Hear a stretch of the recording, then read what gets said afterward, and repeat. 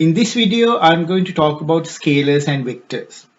In physics, we come across a lot of measurable quantities, and these measurable quantities can be broken down into either scalars or vectors. At the beginning, I'm going to talk about scalars. Scalar is a quantity that can be completely described by its size, or what we call its magnitude. For example, mass, time, temperature, volume, those are all examples for scalars. Applying algebraic rules for scalars is straightforward. For example, if you have, let's say, 3 kilograms, so I'm taking an example from mass. If you add 5 kilograms to this, then the answer is 8 kilograms. For example, you have 10 kilograms and you subtract 5 kilograms from that, and then the answer is 5 kilograms. How about multiplying scalars? Let's say you have 10 seconds multiplied by 15 seconds. So then your answer is 150, and the units would be second square. Let's say you have you are going to take a division between temperatures. You have 250 Kelvin divided by 25 Kelvin. So then the kelvins in the numerator and the denominator cancels out, and you are going to get just a number 10, and that is unitless. So when we have scalars, the algebraic rules are very straightforward, very simple. However, vectors on the other hand are very different. Applying the algebraic rules are not straightforward for vectors. So that's why studying them are very interesting. A vector by definition is a physical quantity, a measurable quantity that can be described by two things. One, the magnitude, or what we call the size of that measurable quantity, and its direction, the direction of the measurable quantity. For example, we will come across so many vectors in our course. To start with, displacement, velocity, acceleration, any type of force, electric field, magnetic field are some of the vectors that we are going to discuss throughout this course. Okay, now let's look at how to represent a vector. First, let's see how we represent them symbolically.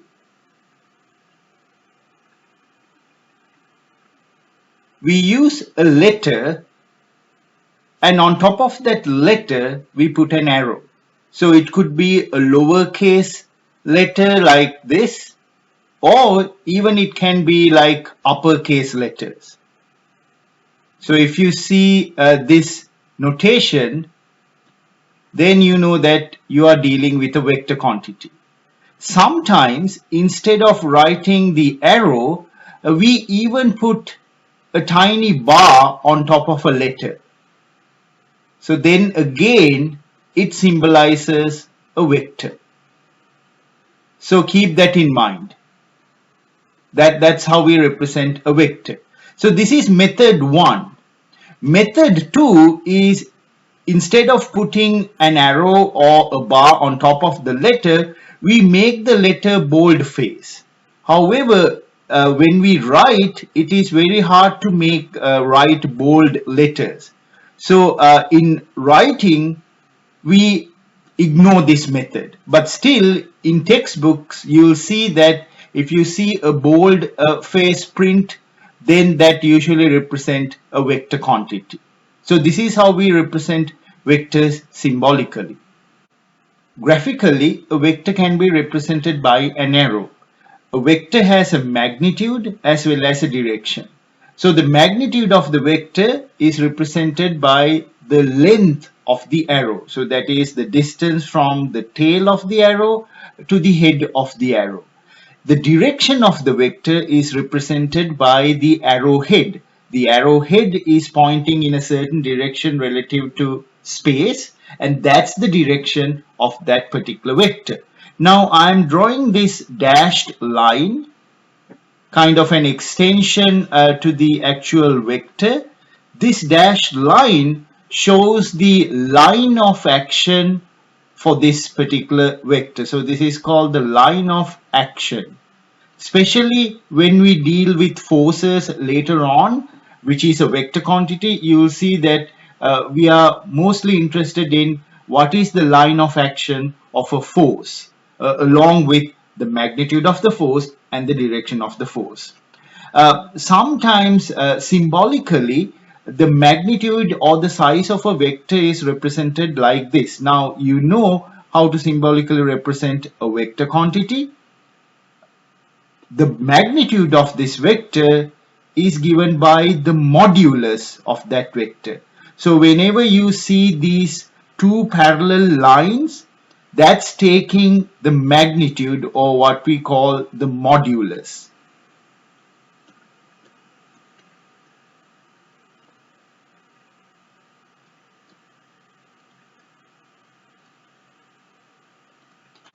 Okay, now let's talk about equal vectors. If vectors are of the same kind, they have the same magnitude and the same direction, then we call those vectors equal vectors. For example, let's say we have two 5 Newton forces pointing in the same direction.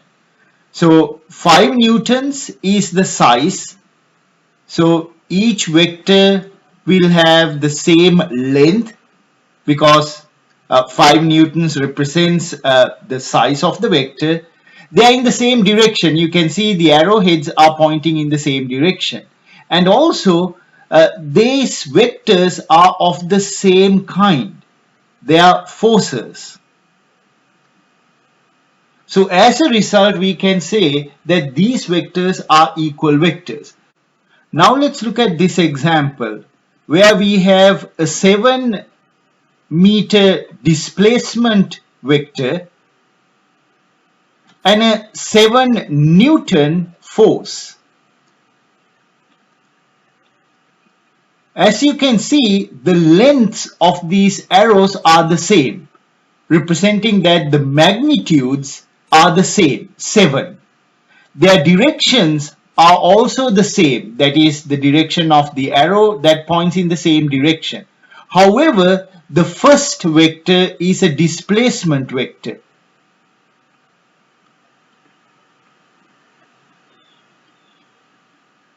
The second vector is a force.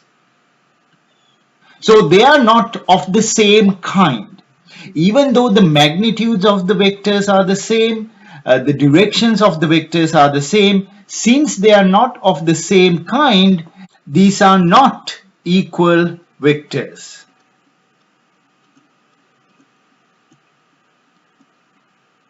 However, the first example that I showed you, they are equal vectors because they are of the same kind, their magnitudes are the same, and their directions are the same. All three conditions need to get satisfied if we want to have equal vectors.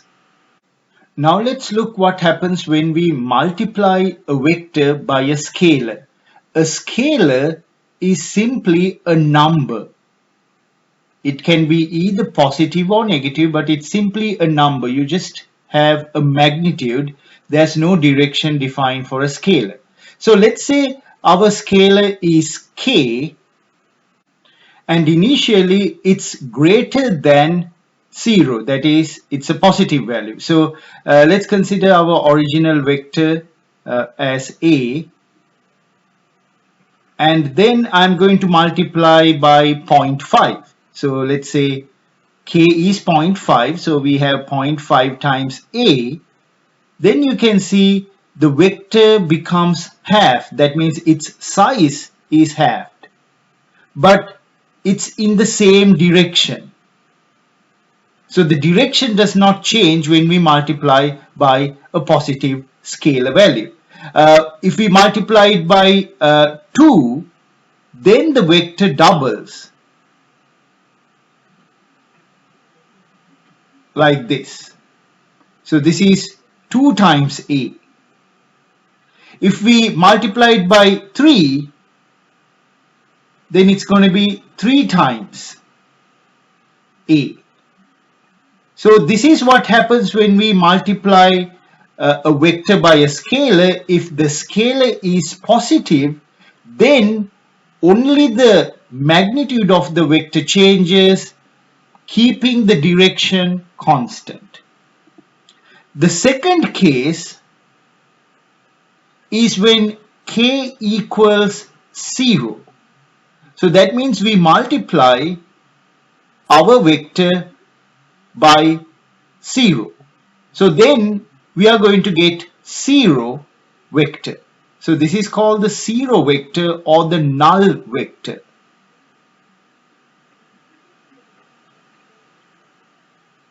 In this case, the magnitude of the vector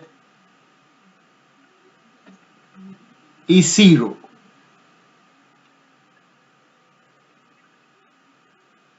The direction of the vector is undefined. It's not defined. So this is a special type of a vector, what we call the 0 vector. So that happens when the scalar is 0. Then the third case is when k is a negative value. So that means k is less than 0. So let's say that we multiply the scalar by k equals negative 0.5, like this. So our vector is negative 0.5 times a. Then the vector, the new vector will have half the magnitude, but it's pointing in the opposite direction. So the direction reverses when we multiply by a negative number. So for example, negative 2 times a will mean the vector is twice the length, but it's pointing in the opposite direction. Now let's talk about another special case. Again, k is less than 0 and k is equal to negative 1. So let me draw our original vector, vector A, pointing in this direction. In order to apply this special case, I am going to multiply the A vector by negative 1. As a result, the new vector is going to be negative A vector. Negative A vector has the same size as the original vector, but its direction is completely reversed. So that's the importance of this vector. So the pair A vector and negative A vector, if they are of the same kind, that is, you have the same magnitudes, they are reverse, they are opposite in direction, but they are same kind vectors. Let's say they could be force vectors, they could be displacement vectors, they could be velocity vectors. If that's the case, then we say that these are opposite vectors. Earlier we talked about equal vectors. This time we have opposite vectors. So if we take the vector sum of the opposite vectors, that is this sum, we can also simplify this as vector A minus vector A. We end up with the null vector or the 0 vector. So this is another way to get the null vector. You can multiply a vector by 0, then you get the null vector, or you can add opposite vectors. Vectors that are of the same kind, they have the same magnitude, but they are in opposite directions. Their directions are reversed, and when you take the vector sum of those vectors, you get the null vector. So these sums are called vector sums. So in my next slide, I'm going to talk more about these vector sums. Before talking about vector sums, I'd like to point out a very important property of vectors. That is, a vector will not change if it is slid parallel to itself. That means you can slide a vector without changing the vector, because the process of sliding is not going to change its direction nor its magnitude. So as an example, if we consider vector A, this is vector A, I'm going to slide this vector parallel to itself. So this is the original position, and after sliding, it will be somewhere over here. That's the same vector A. So I have slid the vector in this direction, and it's the same original vector. Only the line of action has changed. Originally, the line of action for the vector is here, but now the line of action is over here. Let's look at another example. I'm going to draw vector B like this, and again I'm going to slide this vector. So these dashed lines, I'm drawing these dashed line to as guidelines to correctly slide the vector, and after sliding, the vector is over here. You can see its direction is the same, its size is the same, but the line of action has changed. But that's not going to change the vector. So this is the same vector. Another position, let's say that I'm going to slide the vector like this.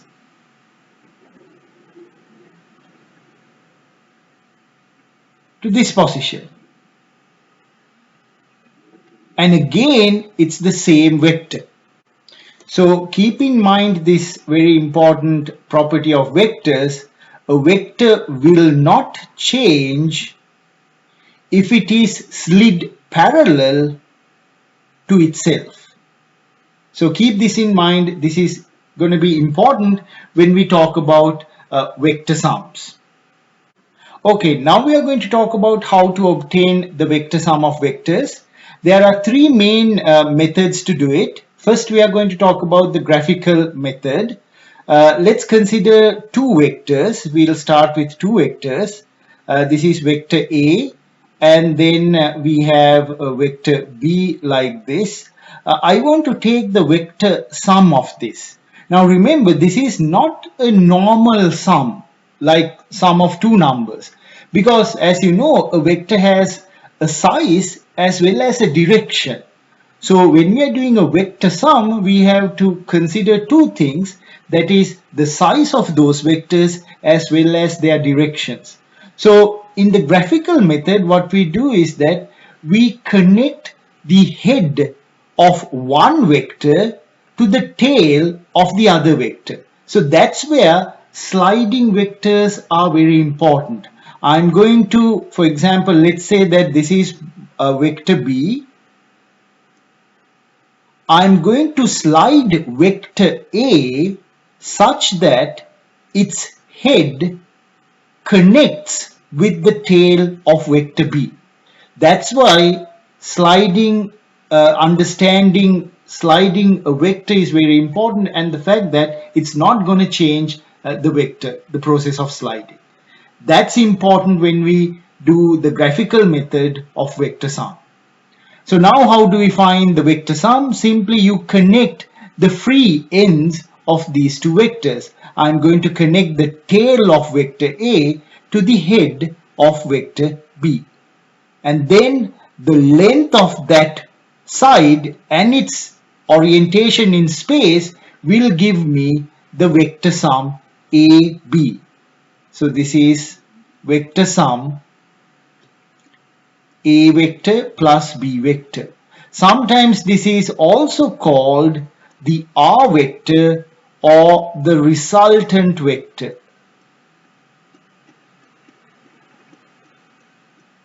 I'm going to talk about this in detail, but I just want to explain it under this slide.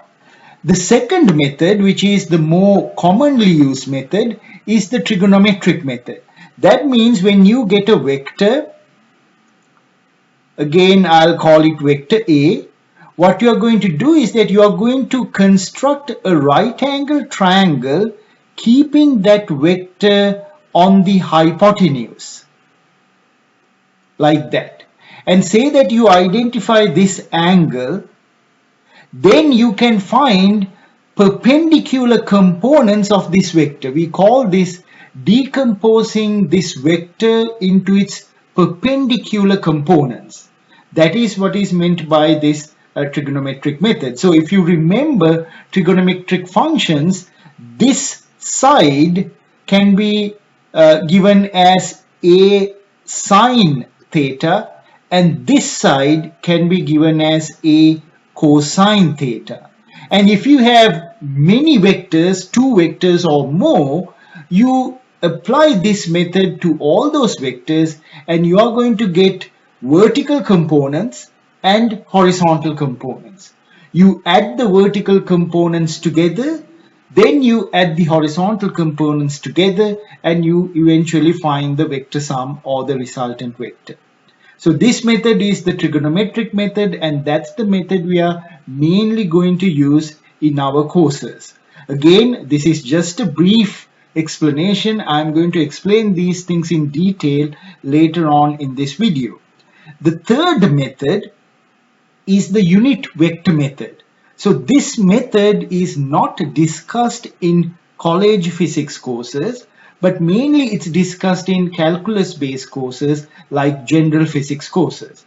Here we are going to represent a vector in terms of its unit vectors. Now, unit vectors are vectors of magnitude 1 in the direction of x-axis and the y-axis. And if there's a z-axis, you can also define a vector along that direction. For example, along the positive x-axis, we define the unit vector as I hat. So that symbol on top of I is called the hat. Along the positive y direction, we define a unit vector called j hat. So what we do is that we represent any given vector in terms of I and j's, and then when we need to get the vector sum of many vectors, we simply add all the I components and all the j components of those vectors, and we get the vector sum. So again, remember, this unit vector method is discussed mainly in general physics courses, not in college physics courses. Now let's try to use the graphical method to add or subtract vectors so that we end up with the vector sum. One important thing is that when you add or subtract vectors, they should be of the same kind. For example, we can only add or subtract force vectors with force vectors, or displacement vectors with displacement vectors. We cannot add or subtract, for example, force vectors with momentum vectors, force vectors with velocity vectors. That's not possible. So always remember, the vectors should be of the same kind. Now suppose vector A and vector B are of the same kind. So what is the process of adding these two vectors? We arrange vector A such that its head, that is this point, connects with the tail of vector B. So that's where, as I told you earlier, sliding of the vector comes into the picture. So we have to slide vector A such that its head nicely fits the tail of vector B. So simply you slide the vector A like that, And this process does not change vector A. And that's how you do it. This method, this arrangement is what we call the head-to-tail arrangement of vectors. So in a way, you are joining the two vectors, and then this is the result. So how do you find the vector sum? You connect the tail of vector A, tail of the first vector, with the head of the last vector, in this case vector B, because we only have two vectors. So like that. And this vector is what we call the resultant vector. It's called the resultant vector, and R is equal to A vector plus B vector, and this is the vector sum of the two vectors. So that's how we get the resultant vector. The direction of the resultant vector gives the direction of the sum. The magnitude or the length of the resultant vector give you the magnitude of the vector sum. So this is a very simple method to find the vector sum. However, since we have to graphically draw vectors, connect them, that takes time, and as a result we rarely use this method to find the resultant vector. Now in this example we have 6 vectors. So again we can use the head to tail arrangement of vectors to find the vector sum of these 6 vectors. So I'm going to start with vector A.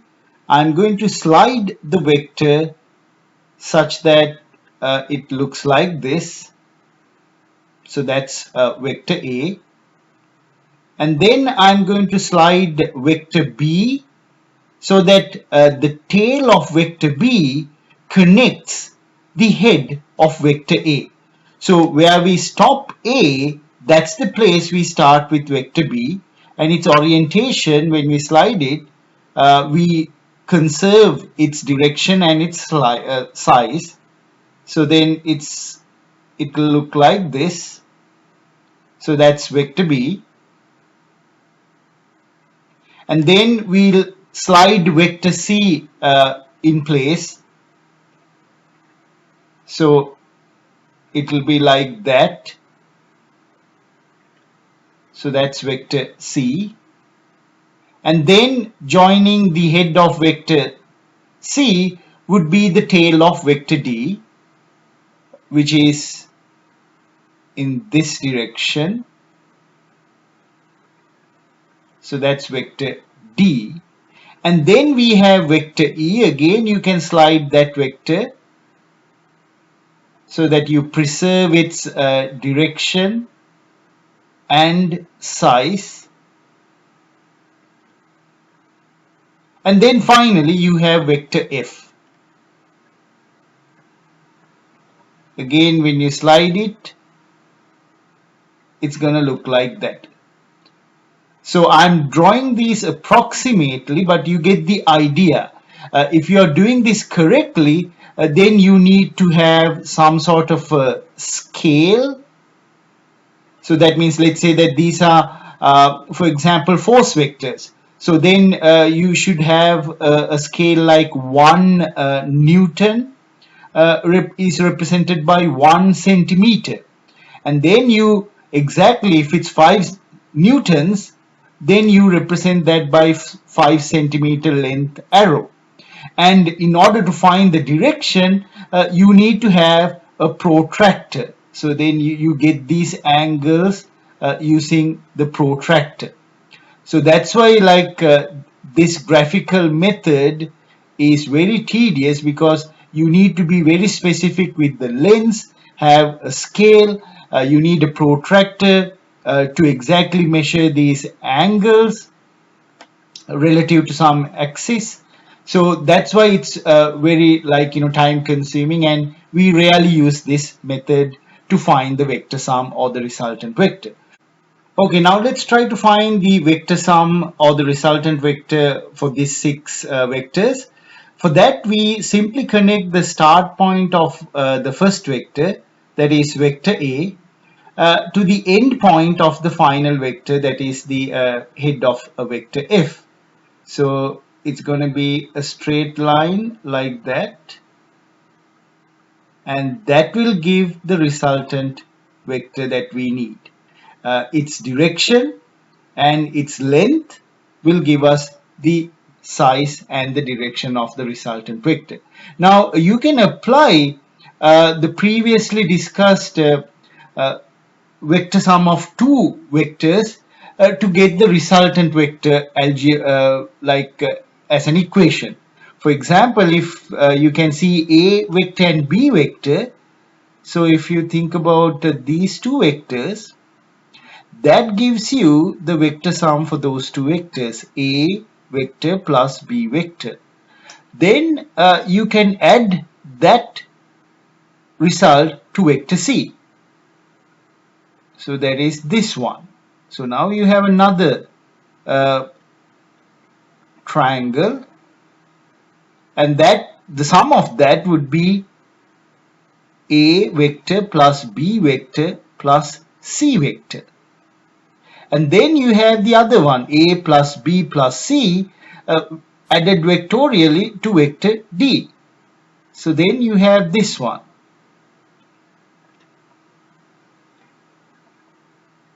And that sum would be vector A plus vector B plus vector C plus vector D. And for that sum, you are going to add vector E. So that is this. From this triangle, you get that result. So you will have vector A plus vector B plus vector C plus vector D and plus vector E. And then finally, that sum is added with vector F vectorially, and you get the resultant R. So you should be able to see that the resultant vector R is simply A vector plus B vector plus C vector plus D vector plus E vector plus F vector. So that's a mathematical relationship for the resultant vector. This gives you the graphical way of explaining it. This entire configuration is what we call a vector polygon.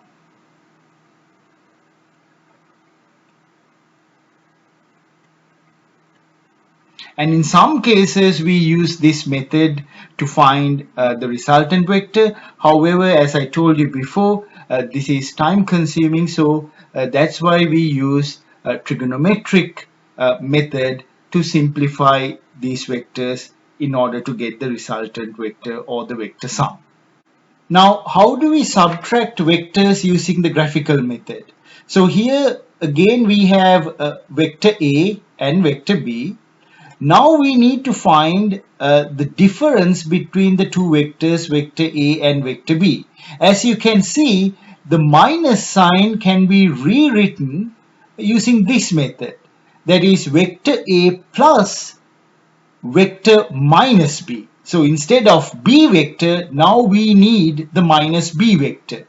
So if you know the B vector, in order to get the minus B vector, you simply multiply it by -1, which will make vector B to completely reverse itself. So then we'll have negative B vector in this direction. Relative to B vector, its direction is completely reversed. Now what you're going to do is that you're going to slide vector A such that its head connects with the tail of vector minus B. So like this. And that's your vector A. So then the resultant or the vector sum is obtained by connecting the tail of vector A with the head of vector minus b. So here you can see that result. The blue arrow shows you the difference between vectors a and vector b. So this is a vector difference, and that's how you get the answer. So again, remember, even if you have a difference of two vectors like this, you can write it as a vector sum of a positive vector and a negative vector like this. Okay, let's try to do example 1 where we need to find the resultant vector r of the following three vectors that are exerted at point P. We are going to use the graphical method to get the resultant vector. So here I'm going to slide vector A to a position, let's say somewhere here, and I'm trying to get the same length for vector A. So that's my vector A. And then I'm going to slide vector B so that its tail is connected with the head of vector A. So I'm using the head to tail arrangement here. So like that. So that's my vector B. And I'm going to slide vector C to the position of vector B.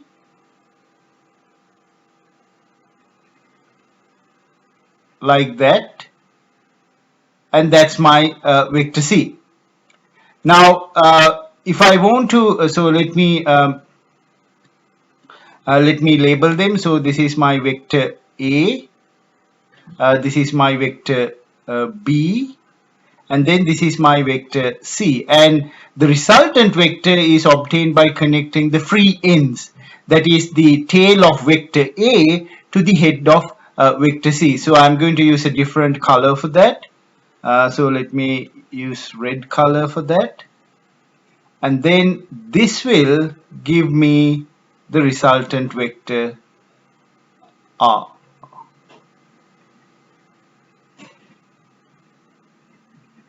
So that's my vector R. So in a mathematical way, I can write this relationship as the resultant vector R is equal to the vector sum of A vector, B vector, and C vector. So this is how you use the head to tail arrangement to figure out the resultant vector or the vector sum of these three vectors that are exerted at point P. Okay, now let's look at example number 2. Here we have four vectors. Again, using the graphical method, we can find the vector sum or the resultant vector.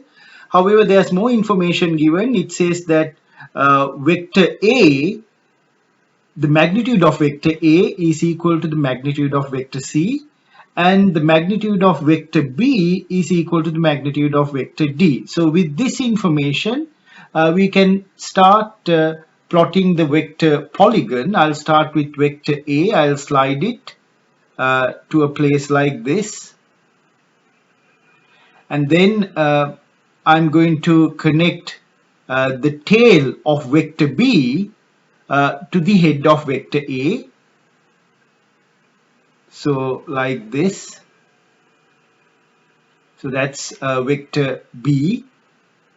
And then I'm going to connect the tail of vector C to the head of vector B.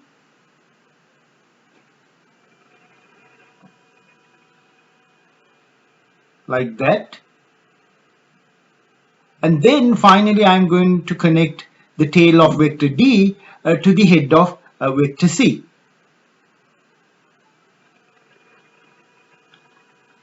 Like that. And you can see in this particular case, when we create the vector polygon, it completes the vector polygon, meaning that we cannot find free ends of vectors. It's basically complete the polygon.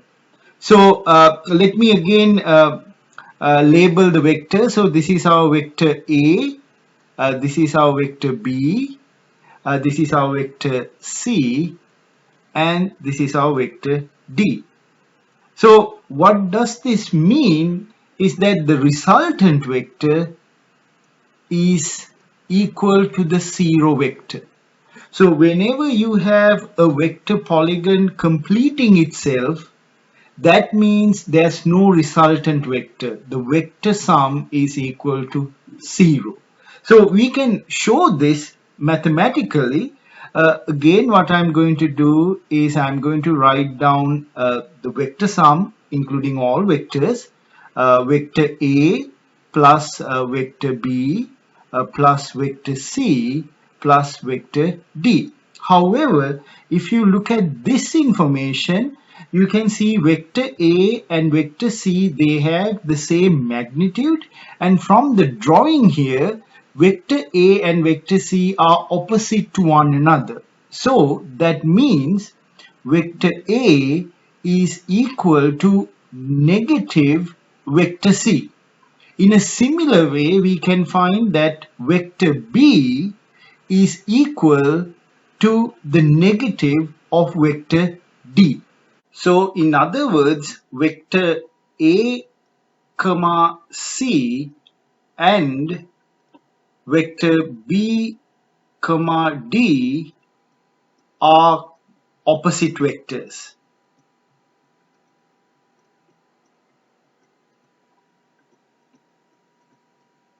So with that, we can rewrite this expression over here, vector A plus vector B, and instead of vector C, I'm going to substitute vector minus A. And for vector D, I'm going to substitute vector minus B.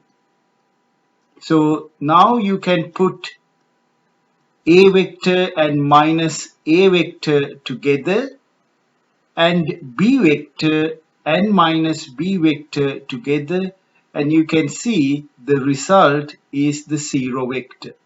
So mathematically, we have proven that the vector sum for these four vectors is 0, the null vector or the 0 vector. The other way is when you geometrically do the drawing of the vector polygon, if all the sides close and create a closed polygon, that again tells you that the resultant vector or the vector sum is 0. Now let's look at the trigonometric method of finding the vector sum or the resultant vector. There are two important skills that you need to perfect when using the trigonometric method.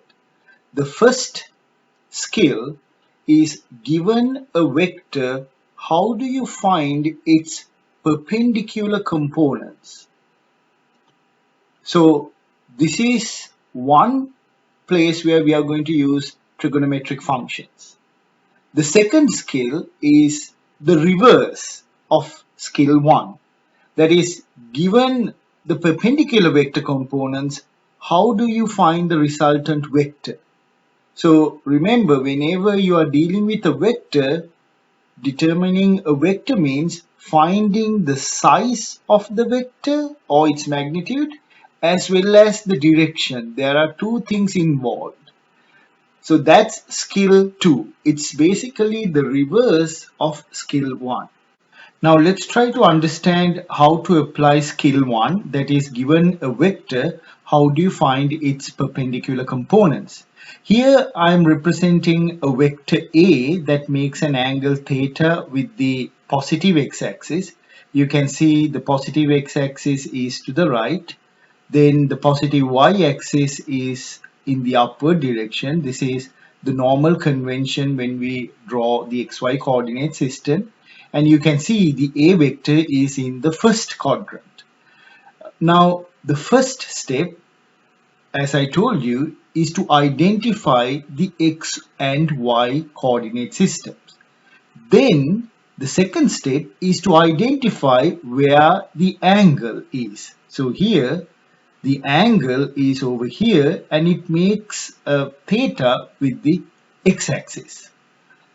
Third one is to create a right angle triangle where the length or the size of the vector size of vector A is the hypotenuse,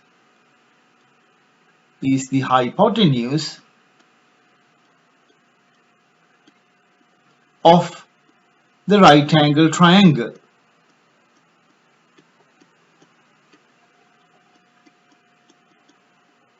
So this is very important. Now the two sides of the right angle triangle. So first I'm going to represent the side along the x direction or the positive x direction. So that's this vector. And then the side along the positive y direction. So that's represented by this vector over here. Now let me label these vectors ax vector and a y vector. You can clearly see that ax vector and ay vector are arranged head to tail along this the sides of the right angle triangle. So as a result, I can write a vector is equal to the vector sum of ax vector plus ay vector. Now our objective is to figure out ax vector and ay vector in terms of the angles, the trigonometric functions, and the original vector A. So let's see how we can do that. I'm going to first use the definition of cosine theta. If you recall, that's the adjacent side of the right angle triangle divided by the hypotenuse of the right angle triangle. Now the adjacent side is this side. So that means the length of this side, which is basically the magnitude of the ax vector. Hypotenuse is this longer side of the right angle triangle, and that is given by the magnitude of the a vector. So from here we can say that the magnitude of the ax vector is equal to the magnitude of the a vector times cosine theta. Now this gives the magnitude of the ax vector. Now if you want to represent it as a vector, the magnitude and the direction is important. But you can see the direction of ax vector is in the positive direction. So I can simply write this as ax vector is equal to positive a vector times cosine theta. We usually don't write the positive sign, but however, to represent the direction of ax vector, I'll just put the positive sign so that it's clear at the very beginning of this explanation. Now similarly, I'm going to consider the sine theta, the definition of sine theta. So that's the opposite side divided by the hypotenuse. So again, just like the previous case, it's going to be the magnitude of the ay vector over the magnitude of the a vector, and you'll see that ay vector, magnitude of ay vector is the magnitude of a vector times the sine theta function. And as a vector, I can represent ay vector positive. Why it's positive? Because you can see the vector ay is aligned in the positive y direction. So a sine theta. So that's how you get the component vectors for this vector A in the first quadrant. I have given you the magnitudes, the way to find the magnitudes of those component vectors, and the direction of those component vectors are simply, you can use the definition of your coordinate system. So that's how you do this for the first quadrant. Now let's look at what happens if the same vector is in the second quadrant. So just like in the previous case, we have to first identify the coordinate system. We have the negative x direction and the positive y direction. The angle theta is again measured relative to the x-axis, and this is the vector A. So what we do is that we define a right angle triangle where the magnitude of the vector A represents the hypotenuse of the right angle triangle, and the sides of the right angle triangle are represented by the component vectors, that is a component vector along the negative x direction like this, and the other component along the positive y direction like this. And I'm going to label them as ax vector and ay vector. Just like in the previous case, you can see from the head to tail arrangement of these component vectors, we can get a vector is equal to the vector sum of ax vector plus ay vector. Now, again using the cosine theta and the sine theta, their definitions. I'm not going to write the definition adjacent over hypotenuse. I'll simply write the magnitude of a x vector over the magnitude of the a vector, and that will give me the magnitude of the ax vector is equal to magnitude of the a vector times cosine theta. Now, if you look at the direction is along the negative x direction for ax vector. So, as a vector, then ax vector can be given as negative a vector times cosine theta. The negative sign comes because it's along the negative x-axis, not the positive x-axis. Now, from the definition of sine theta, we can get the magnitude of the ay vector in this way. So, magnitude of ay vector is equal to magnitude of the a vector times sine theta. Simply, you have to refer to the right angle triangle, look at the sides, and then obtain this result. So in terms of a vector, if you want to write a y vector, that's going to be equal to plus a vector times sine theta. Why it's plus? That's because the ay vector is aligned or along the y direction, the positive y direction. That's the reason that I put a plus sign here.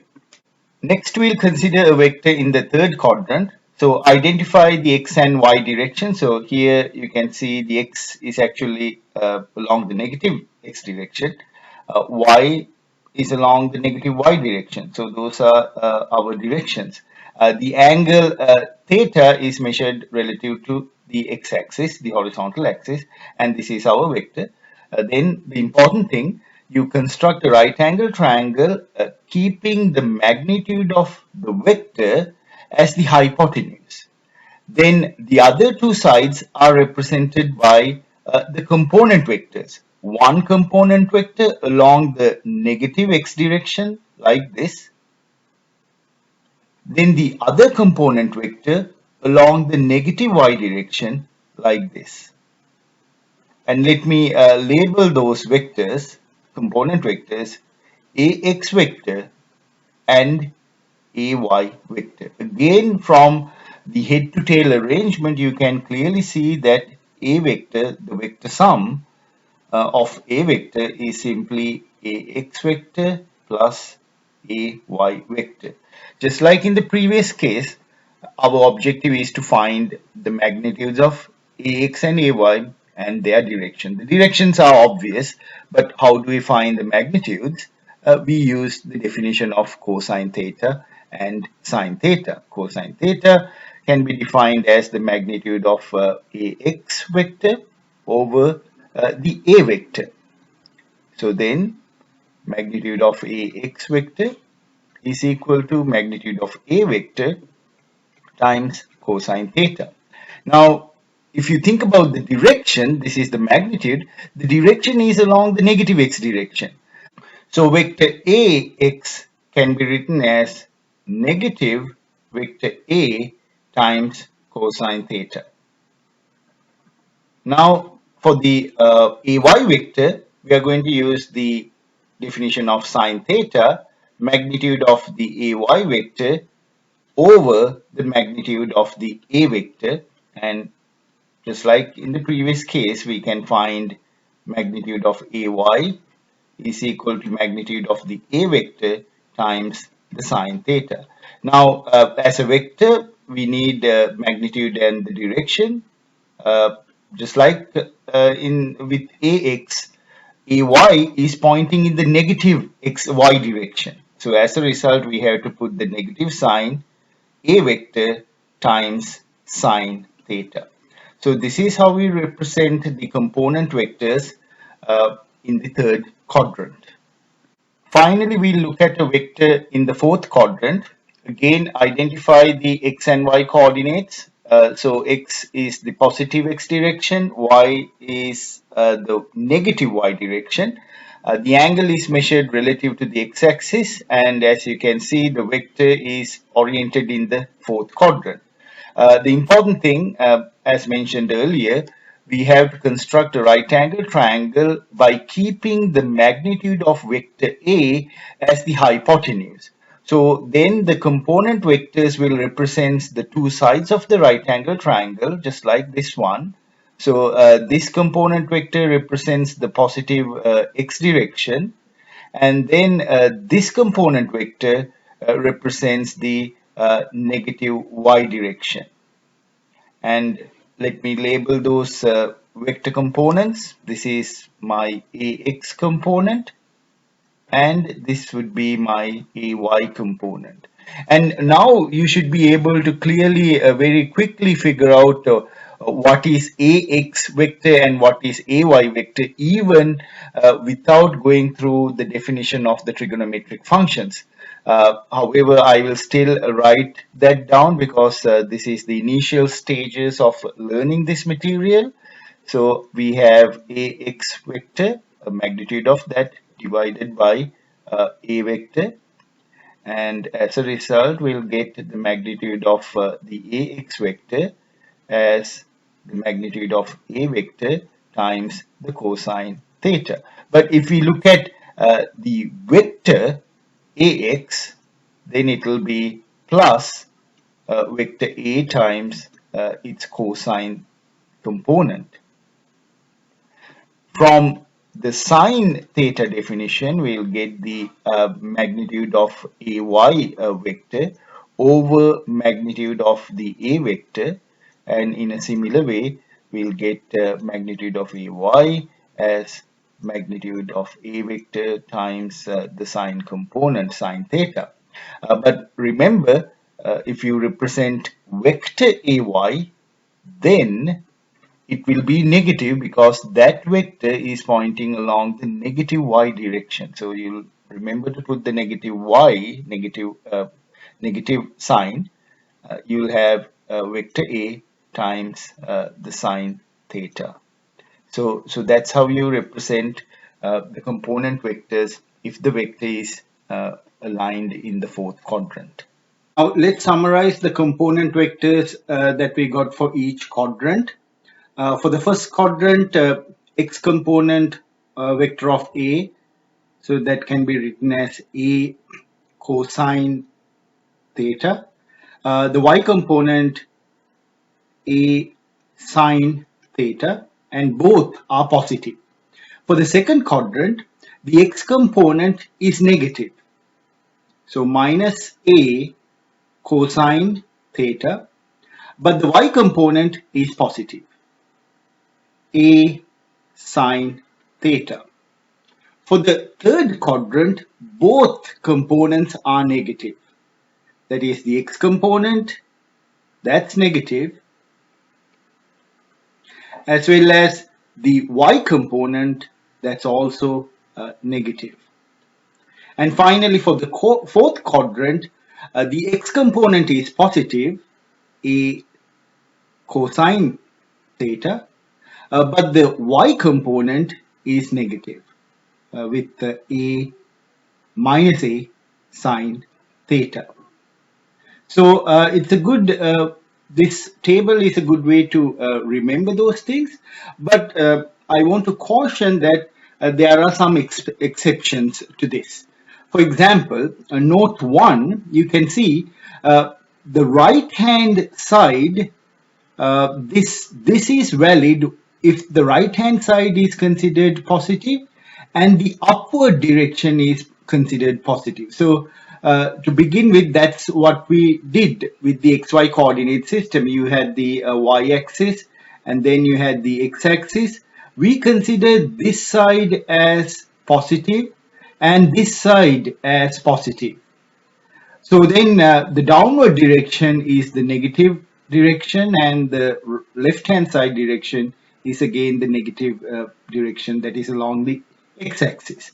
So, so this table is valid when you have this convention for the xy coordinate system, and that is the most normal situation.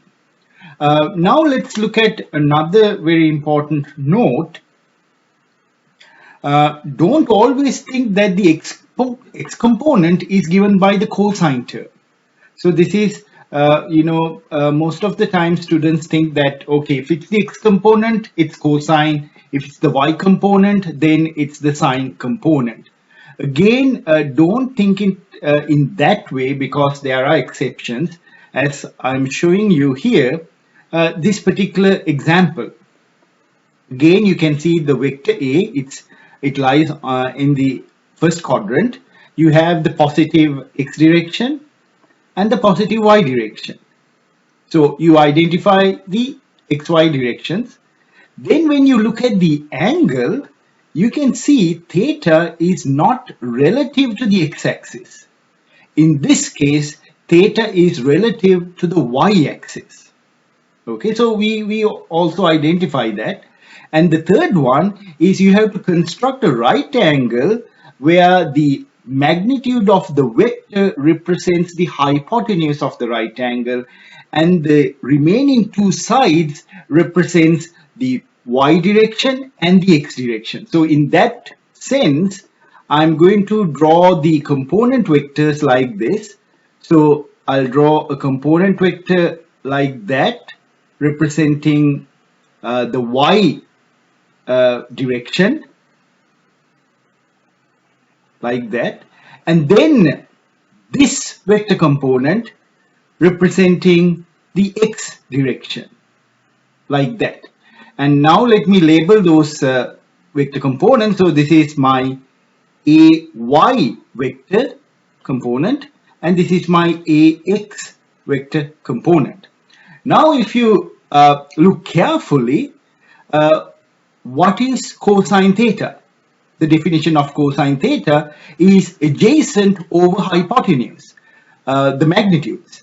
So the adjacent in this case, for this particular right angle triangle, is not our usual ax, but it's ay.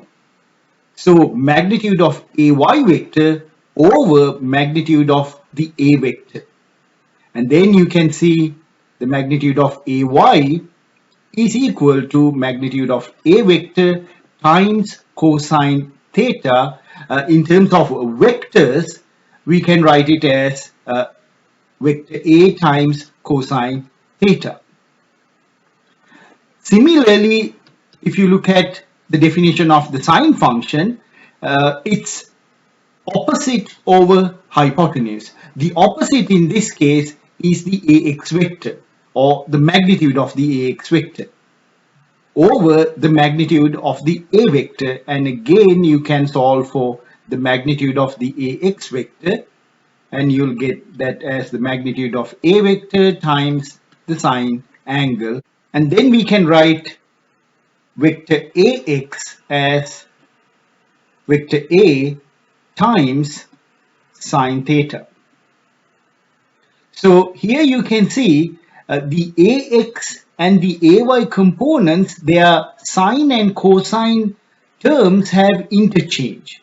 So always when you try to find the component vectors, try to look where the angle is. Is the angle relative to the x-axis or is it relative to the y-axis? Depending on that, the components will either have the cosine term or the sine term. So that's a very important thing to note, because again people think that always if it's the x component you'll get the cosine term.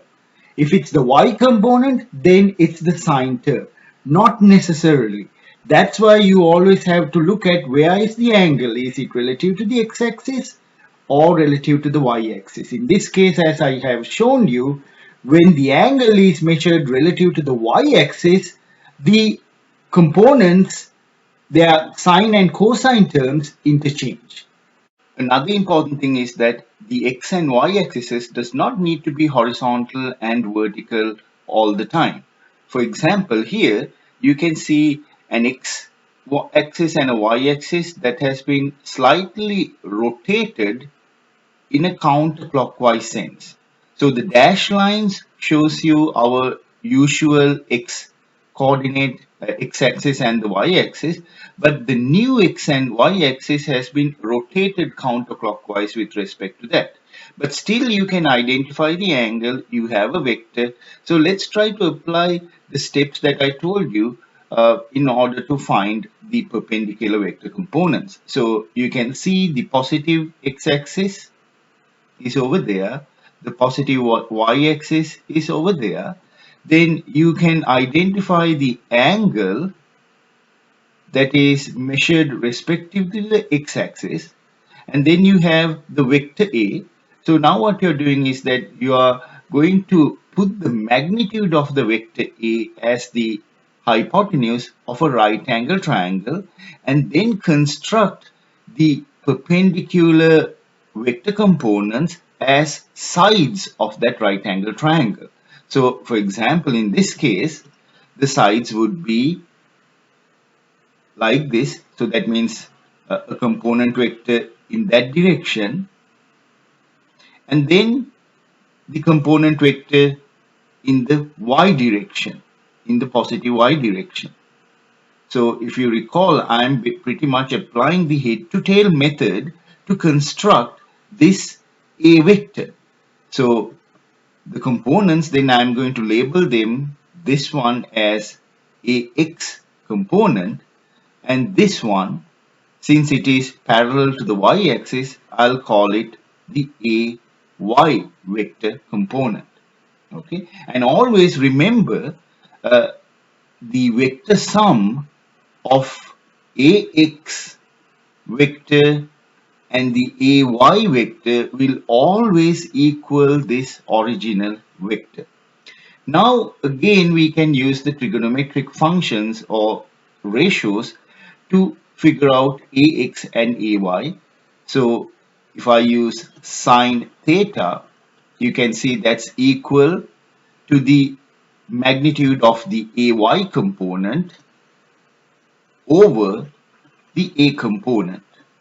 So that gives me the magnitude of AY vector is equal to magnitude of A vector times sine theta. Now if you want to represent AY as a vector without the magnitude, then it would be AY equals A vector times sine theta. Now it's a positive sign because you can see the vector AY is in the positive y direction. Similarly, cosine theta, magnitude of AX vector over magnitude of the A vector, and you are going to get that the magnitude of the AX vector is equal to magnitude of the A vector. This time it's going to be cosine theta. And again, if you want to represent it as simply as a vector, it would be vector A times cosine theta. Again, here you'll see that it's along the positive x direction, this component vector over here. So that means it's a positive sign in front of the right hand side, which I'm not going to put in both cases. But still, I mean, the important thing it does not, x and y axes does not need to be always horizontal and vertical.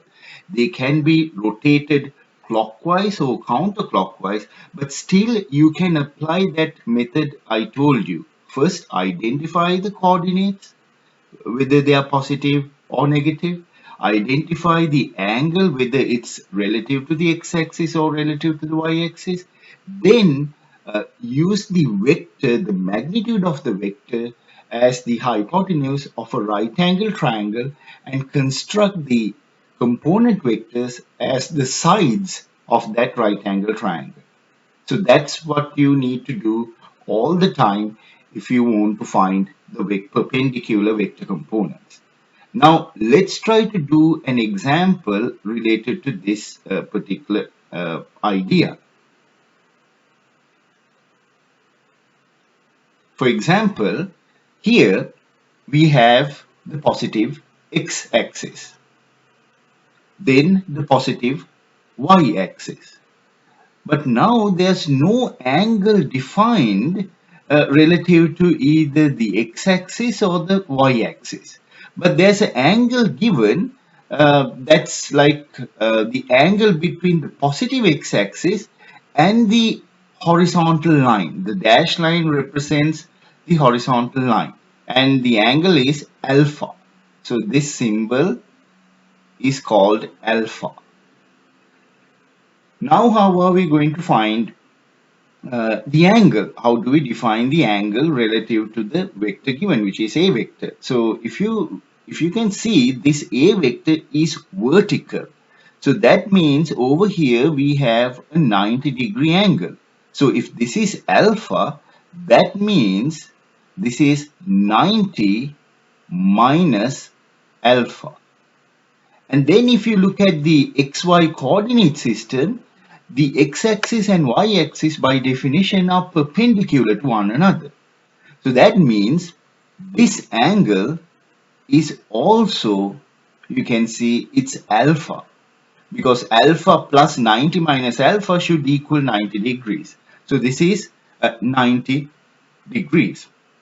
So then what I'm going to do is that I can identify the vector over here, and you can see the angle is over here. But now the direction of the vector is reversed. This is not the usual vector that we have seen previously, where the vector tail is always at O, but here it's the head of the vector. But it's still fine. We can identify the right angle triangle like this. So you start from here, and your first side represents a vector parallel to the x-axis, like that. So that's the first vector. And then the other vector will be parallel to the y-axis. But now you can see their directions are different. So let me label this ax vector because it's parallel to the x-axis. Then this is the ay vector because it's parallel to the y-axis. But you can see it's actually in the negative direction. It's along the negative x-axis and the negative y-axis. So when I write down the expressions for the component vectors, I need to put the negative sign. So now let's look at the sine alpha first. Sine alpha is opposite over hypotenuse.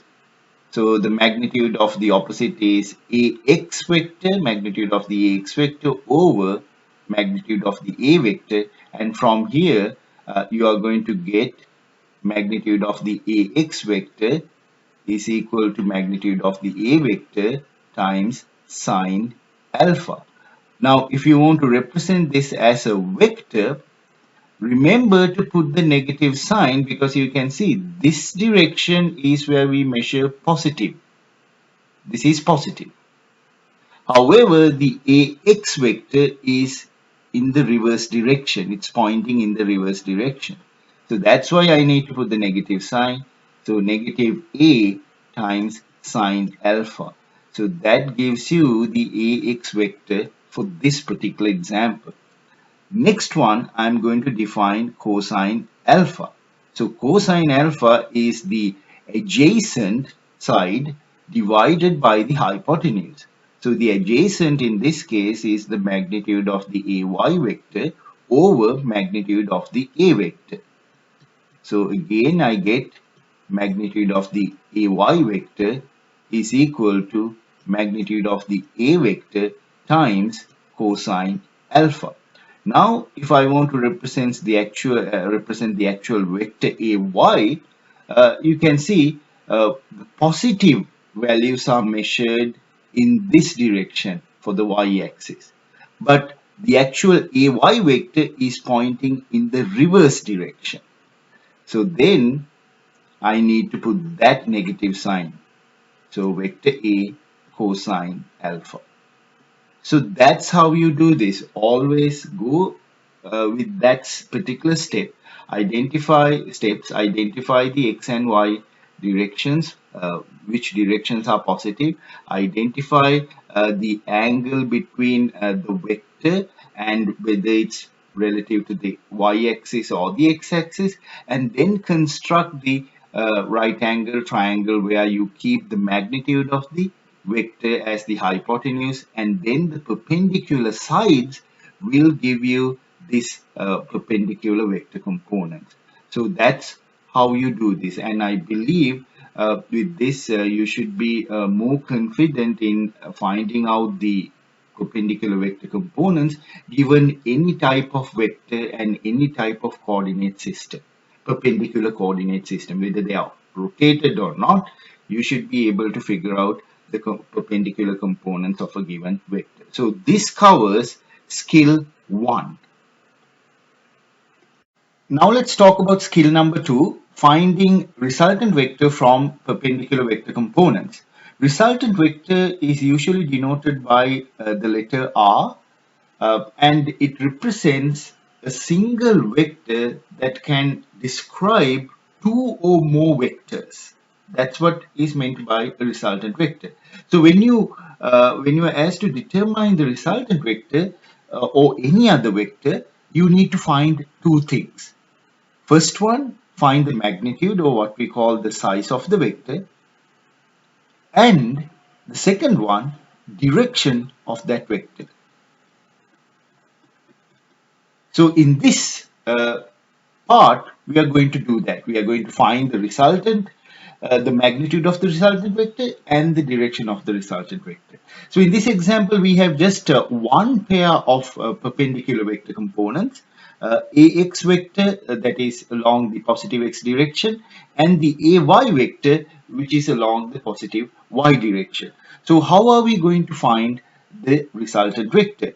If you remember vector sums, R vector can be easily written as the vector sum of ax vector and ay vector. Now, vector sum means we can put these component vectors as the sides of a triangle, a right angle triangle, because these two vectors are perpendicular to one another. So we can put them in a right angle triangle. So I'm going to use the graphical method where I'm going to slide these vectors. So let me slide ax vector to a position like over here, and that's my ax vector. And then I'm going to slide the ay vector such that its tail nicely fits the head of the ax vector. So like that. So that's my ay vector. So let me label these vectors ax vector and ay vector. And then the free ends, when you connect the free ends, that's going to give you the magnitude or the size of the resultant vector. Like that. And that's my resultant vector. And you can see, so looking at the right angle triangle over here, it's clear that this is valid, this relationship is valid. But the objective here is to find some sort of a expression, a symbolic expression for the size of the resultant vector and the direction of the resultant vector. So let me define this angle as theta. And that gives you the direction relative to the positive x-axis, because if you extend this line, that gives you the positive x-axis. So suppose that the resultant vector makes an angle theta with the positive x-axis, and then our objective is to find this theta and the length of this r vector. For that we can use trigonometric function. So that's why this method is related to the trigonometric method. You can see the right angle triangle. You already know these two sides because these will be given in a problem. How do you find the third side? You can use Pythagorean theorem for that, where the square of r side or r is equal to the sum of the squares of the other two sides.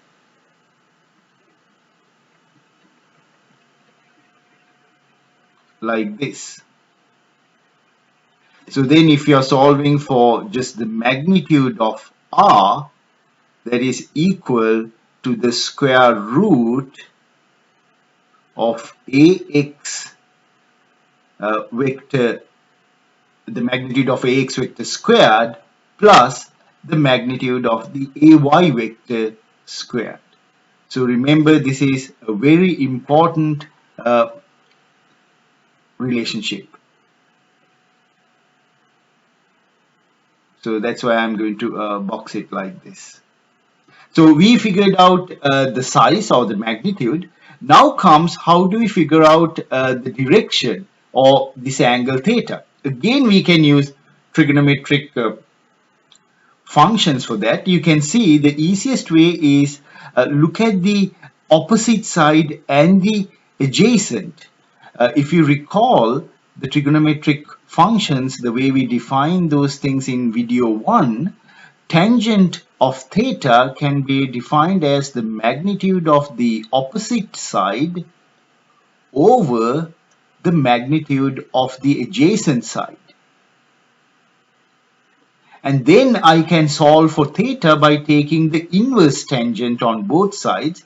So if I take the inverse tangent on the left hand side, I'll simply get theta. And on the right hand side, I'll get inverse tangent of this ratio. That is ay, magnitude of ay over magnitude of ax. So that's the second important relationship for this scale. So pretty much this is what you're going to do in this part. You are trying to find the magnitude of the resultant vector and you are trying to find its angle relative to a particular axis. Usually it's relative to the x-axis, and that's why I figured it out as theta. Now remember, theta can be figured out in two other ways, right? It's not only the tangent that you can use, you can even use the cosine of theta. You can use the sine of theta to simply figure out the angle. You can try that out and you'll see you're going to get the same angle. However, traditionally we use the definition of the tangent theta to figure out this angle. Okay, let's try example number 4. We have to find the resultant vector of the given perpendicular vector components. Now remember, these are forces. So this is a force. That's why you have the units of newtons.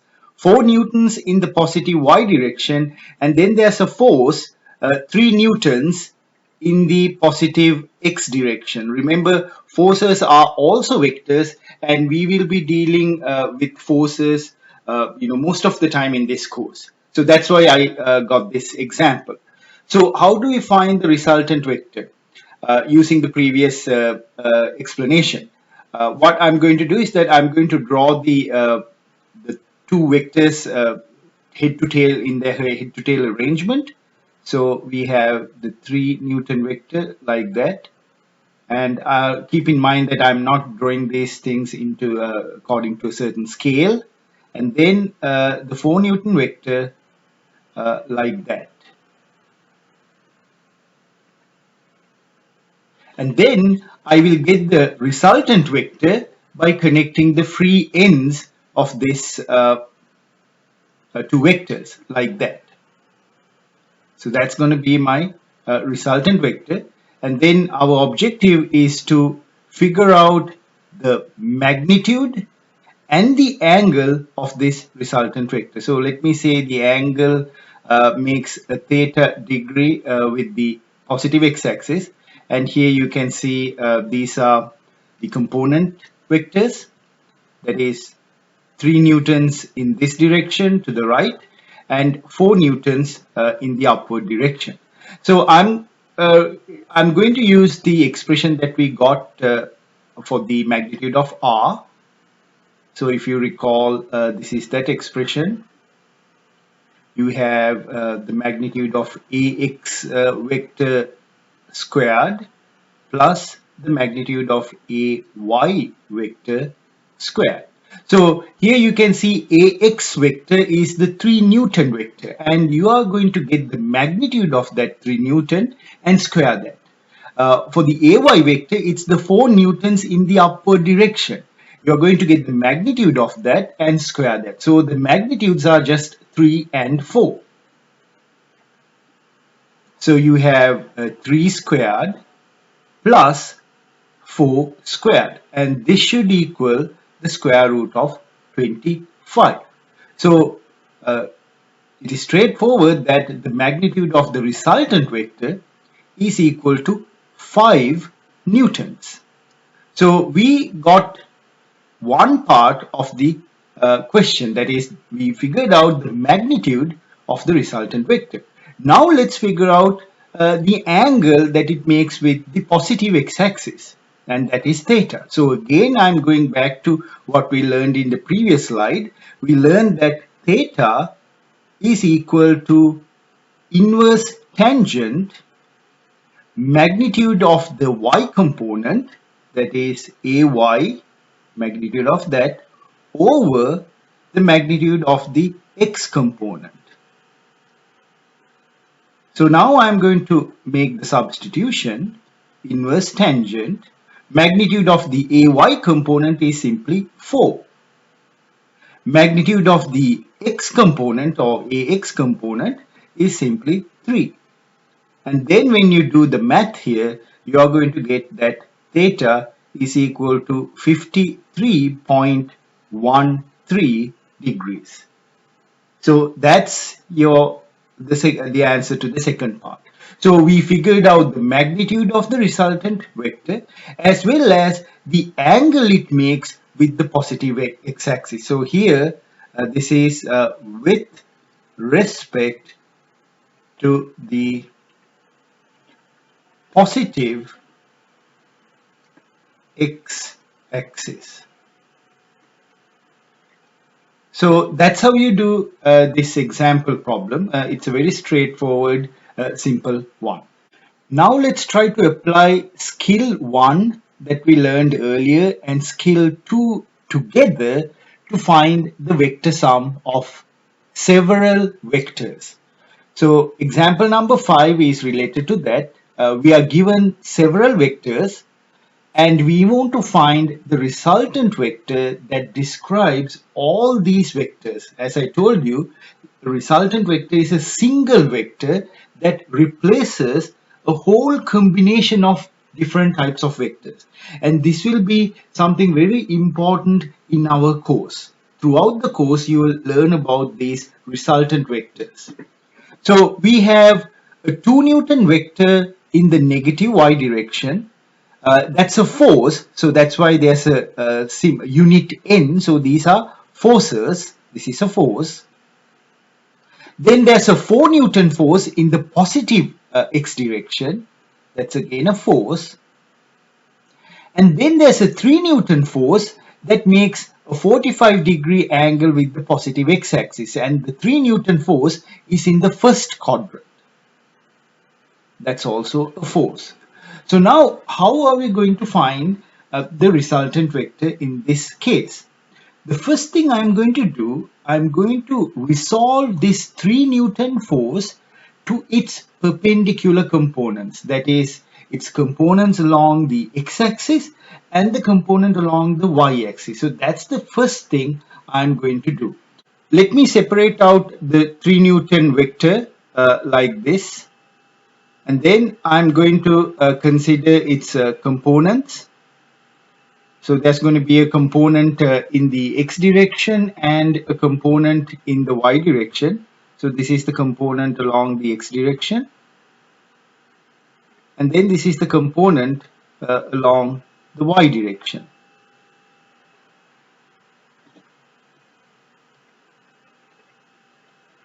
And then this is our 3 Newton vector.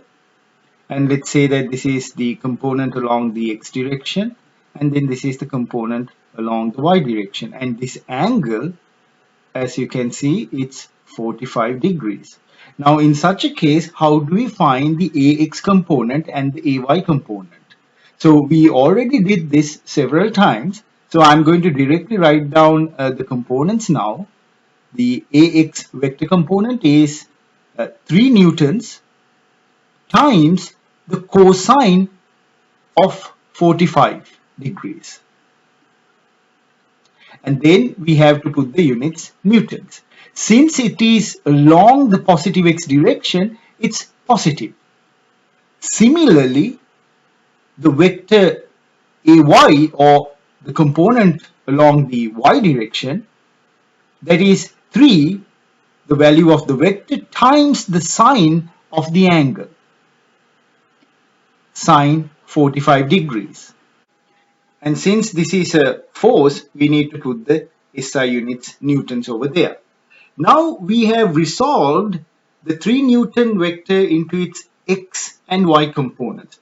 With this, all that remains are the vectors that are either parallel to the x-axis or parallel to the y-axis. So this is where we have applied skill number 1, that is, given a vector, finding its perpendicular vector components. In this case, vector components along the x direction and vector components along the y direction. Now then you might question, how about this 2 Newton force and 4 Newton force? Do we need to find perpendicular components for those two forces? No, because you can see the 2 Newton force in this case is along the y direction. It's actually pointing towards the negative y direction. The 4 Newton force is pointing towards the positive x direction. So they are already parallel to the x-axis or parallel to the y-axis. So we don't need to worry about those two. What we need to worry are the vectors that are at an angle with the x-axis or with the y-axis. That's where we need to decompose those vectors into their x component vectors and y component vectors. Now at this point, I am ready to sum up all the vector components that are along the x direction and all the vector components that are along the y direction. Now let's define our x vector as the sum of all the vectors along the x direction. So what are the vectors along the x direction? We have a 4 Newton vector, so I'll put plus 4, and then the x component of the 3 Newton vector, which is this one, plus 3 times cosine 45 degrees. And remember to put the units, that is newtons. And then when you simplify this, you should get 1.62 newtons. And that vector is along the positive x direction. So that's why it's a positive value. Similarly, I'm going to define our y vector, that represents all the vectors along the y direction. So again, we have a component of the 3 Newton vector. So plus 3 sine 45 degrees. So that's this one, what we called AY vector. And then the 2 Newton vector, you can see it's pointing in the opposite direction, in the reverse direction. So as a result, I need to put that negative sign, -2, because it's pointing in the negative y direction. And then put the Newton to represent the units, and when you simplify this, you should get 0.12 Newton. Again, it tells you the total, the sum of all the vectors in the y direction is positive. That means it points in the positive y direction. Now let's put those resultant vector components on this xy coordinate system. So we had Rx vector as 6.12 newtons. So this is again not to scale, but I'm doing my best to give you a good idea about these vectors. And then we have the Ry vector that was at 0.12 newtons, and I'm again using the head to tail method. So the Ry vector will start here pointing upward like that, and that would be the Ry vector. So let me label those vectors now. So this is Rx vector, and this would be my Ry vector, and the size and the direction of the resultant vector is given by connecting the free ends of the Rx vector and the Ry vector like that. So the red arrow gives you the size and the direction of the resultant vector. So this would be our R vector. Now we are not done yet, because we need to find numerically what is the size of the resultant vector and what's its angle relative to the positive x-axis. So let me call this angle theta, and I'm going to use the previously discussed trigonometric techniques to find those things. So again, the magnitude of the resultant vector, or the size, is given by the Pythagorean theorem, or if you recall this expression, absolute value is equal to square root of the Rx component squared plus the Ry component squared. So solving this would give us the magnitude of the resultant vector, and then theta is equal to the inverse tangent of Ry vector, the magnitude of that, over the Rx vector. So now we can substitute the values. Here I'll have 6.12 squared plus 0.12 squared, and this is again, it's going to be 6.121 newtons. So that's up to 4 significant figures.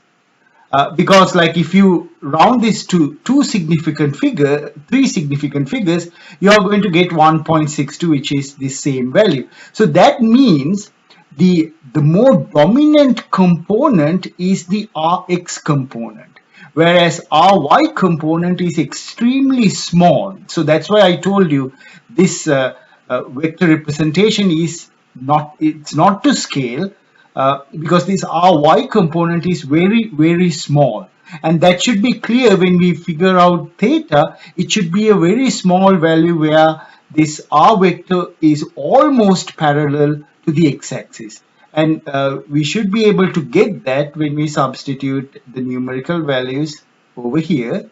So numerator would be 0.12 divided by 6.12, and then when you solve this, you are going to get theta equals 1.12 degrees. So you can see it's a very small angle. The resultant is almost equal to the x the total sum of the x components, and it's almost along the x-axis, that means parallel to the x-axis. However, this is how you do such a problem, combining skill 1 and skill 2 to find the vector sum of a combination of vectors. Now, even though I explained this step by step, you should be able to practice this and do it very quickly. So this is example number 6. You can see there are 8 force vectors acting on the origin. Some of the force vectors are pointing into the origin. Some of the forces are pointing out of the origin. So we need to find the vector sum of all these forces.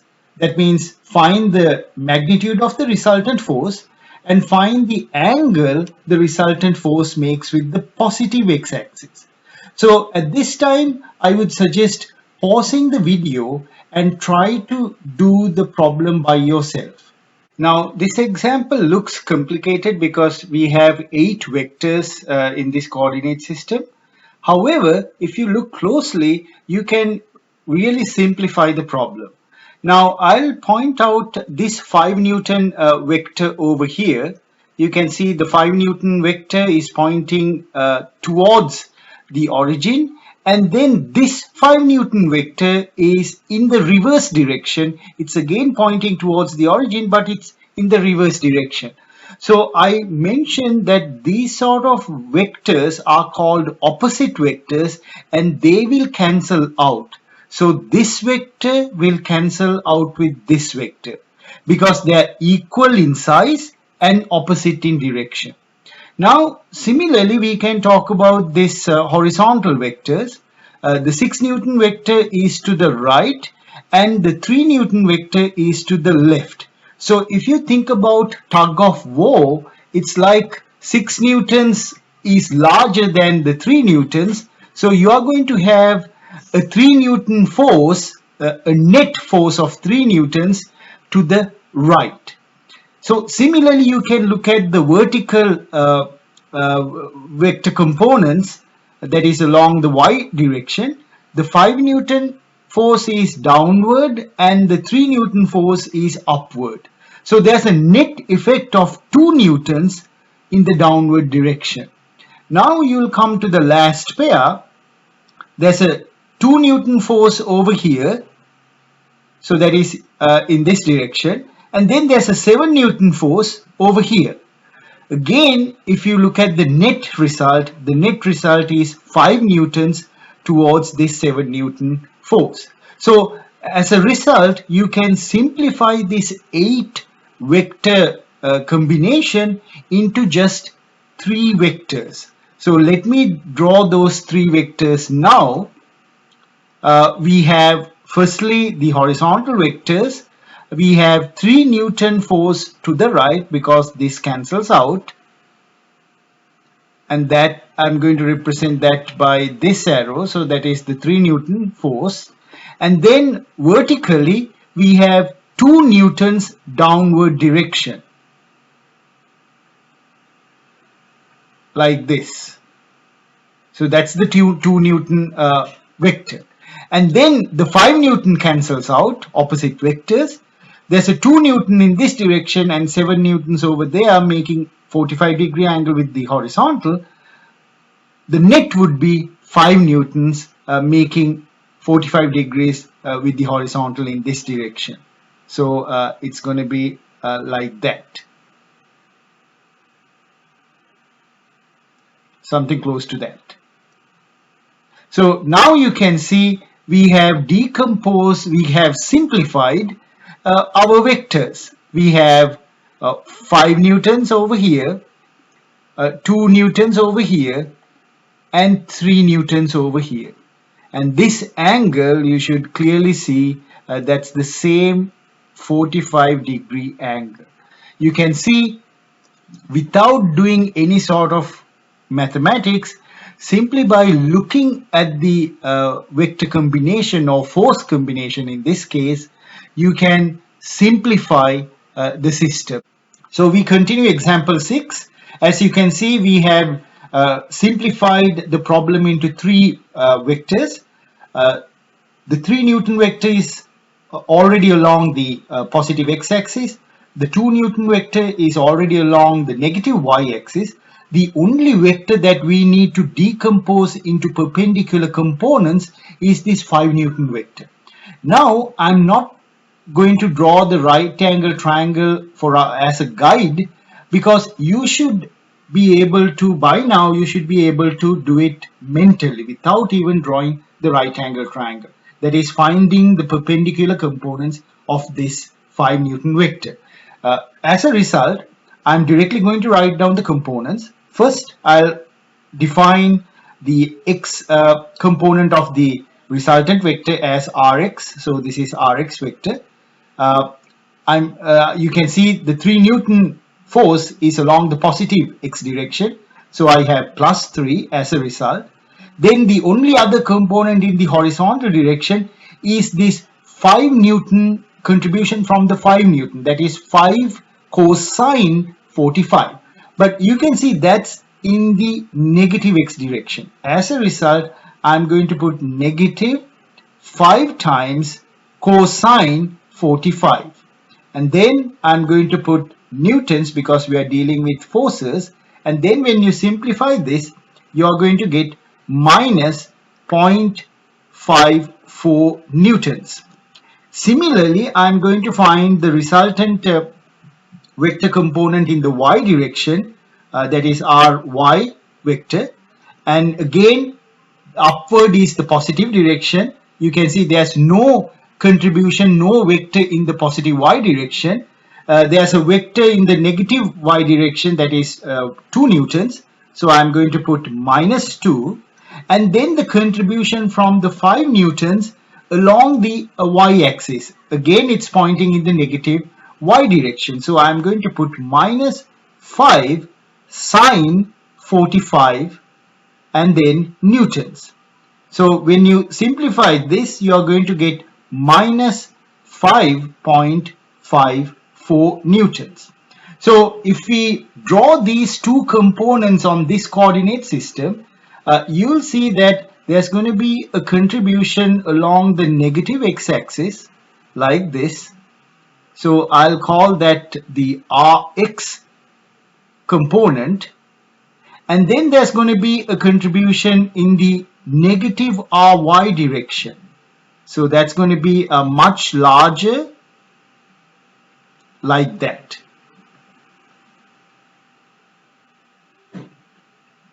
And that's my Ry vector. And then you can figure out the resultant vector, which is pointing in this direction. So you simply connect the free ends of the two vectors and you should get the resultant vector. So that's the resultant vector, and let me call that R vector. And if this angle is theta measured from the x-axis, we should be able to now find the magnitude of R and the angle theta. Now finally we are ready to apply the expressions and figure out some numbers. So the magnitude of the resultant vector, as you know, can be obtained by taking the square root of Rx squared, the magnitude squared, plus Ry vector squared. So if we substitute the values here, we know that Rx value is minus 0.54 minus 0.54. So I'm going to square that, and then the x part is minus 5, y part, that is minus 5.54 squared. So if you do the calculation here, you are going to get 5.57 newtons as the magnitude of the resultant vector. And this is up to 3 sig figs. Now to get the angle, so let's try to calculate theta. Theta is given as the inverse tangent of magnitude of our y vector over magnitude of the r x vector. So that means we have to get the inverse tangent of magnitude of ry is simply the number without the sign. So I can put 5.54 over, instead of minus 0.54, I can simply put 0.54, and when you do the math here, you are going to get 84.4 degrees. That is again to 3 sig figs. But this is not what I asked initially. I asked you to find the angle with respect to the positive x-axis. So this angle is measured with respect to the negative x-axis. So that means we need to add this entire angle to theta. So that means we need to add 180 degrees to the angle so that the angle is measured from the positive x-axis. So angle from the positive x-axis simply I'm going to add 180 degrees to this theta value, and then for 3 sig figs you are going to get 264 degrees, that is up to 3 sig figs. So that's how you do this particular problem. This is the magnitude of the net force or the resultant force, and then this is the angle it makes relative to the positive x-axis. So my suggestion is try to practice this problem again, try to do it multiple times so that you really understand how to simplify these problems where you have multiple vectors. It could be forces or velocities, displacement, whatever vector. You have a combination and you need to simplify that to a resultant vector, just one vector. And this is the method to do that in terms of the trigonometric method. Sometimes instead of finding the resultant vector of many vectors, you might just get 2 vectors and you are asked to find the resultant vector. So here I'm going to show you a very quick and an easy way to find the resultant vector if only 2 vectors are given. So let's look at this diagram. You can see an A vector and a B vector. The angle between the 2 vectors is theta. Now here the 2 vectors are connected tail to tail. Both vectors, their tails are connected in this case, and the angle is with respect to those tails. Now this analysis is valid if heads of the 2 vectors are connected. So for example, like this, let's say you have vector A like this. That's your vector A, and then we have vector B like that. So now instead of tail to tail, the heads are connected. So this is our vector A, and then this is our vector B, and again this angle over here would be theta. So either way, like if 2 vectors are given, if they are connected tail to tail or head to head, then this analysis is valid.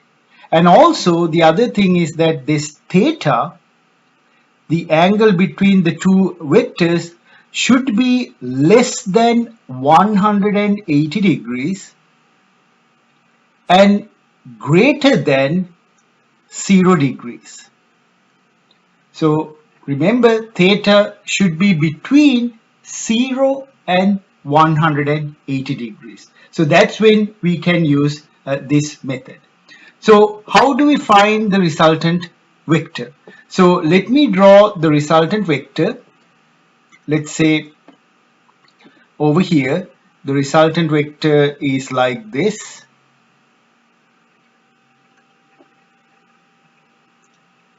And then we need to find its magnitude and its direction. So let me call it the R vector. So I'm going to show you how to find the magnitude and the angle it makes with the A vector. So remember, it's not with the x-axis or the y-axis. This method gives you a way to find the angle with respect to the A vector. So that means this angle. Let me call that alpha. Instead of our usual theta, let me call that alpha. So alpha angle is measured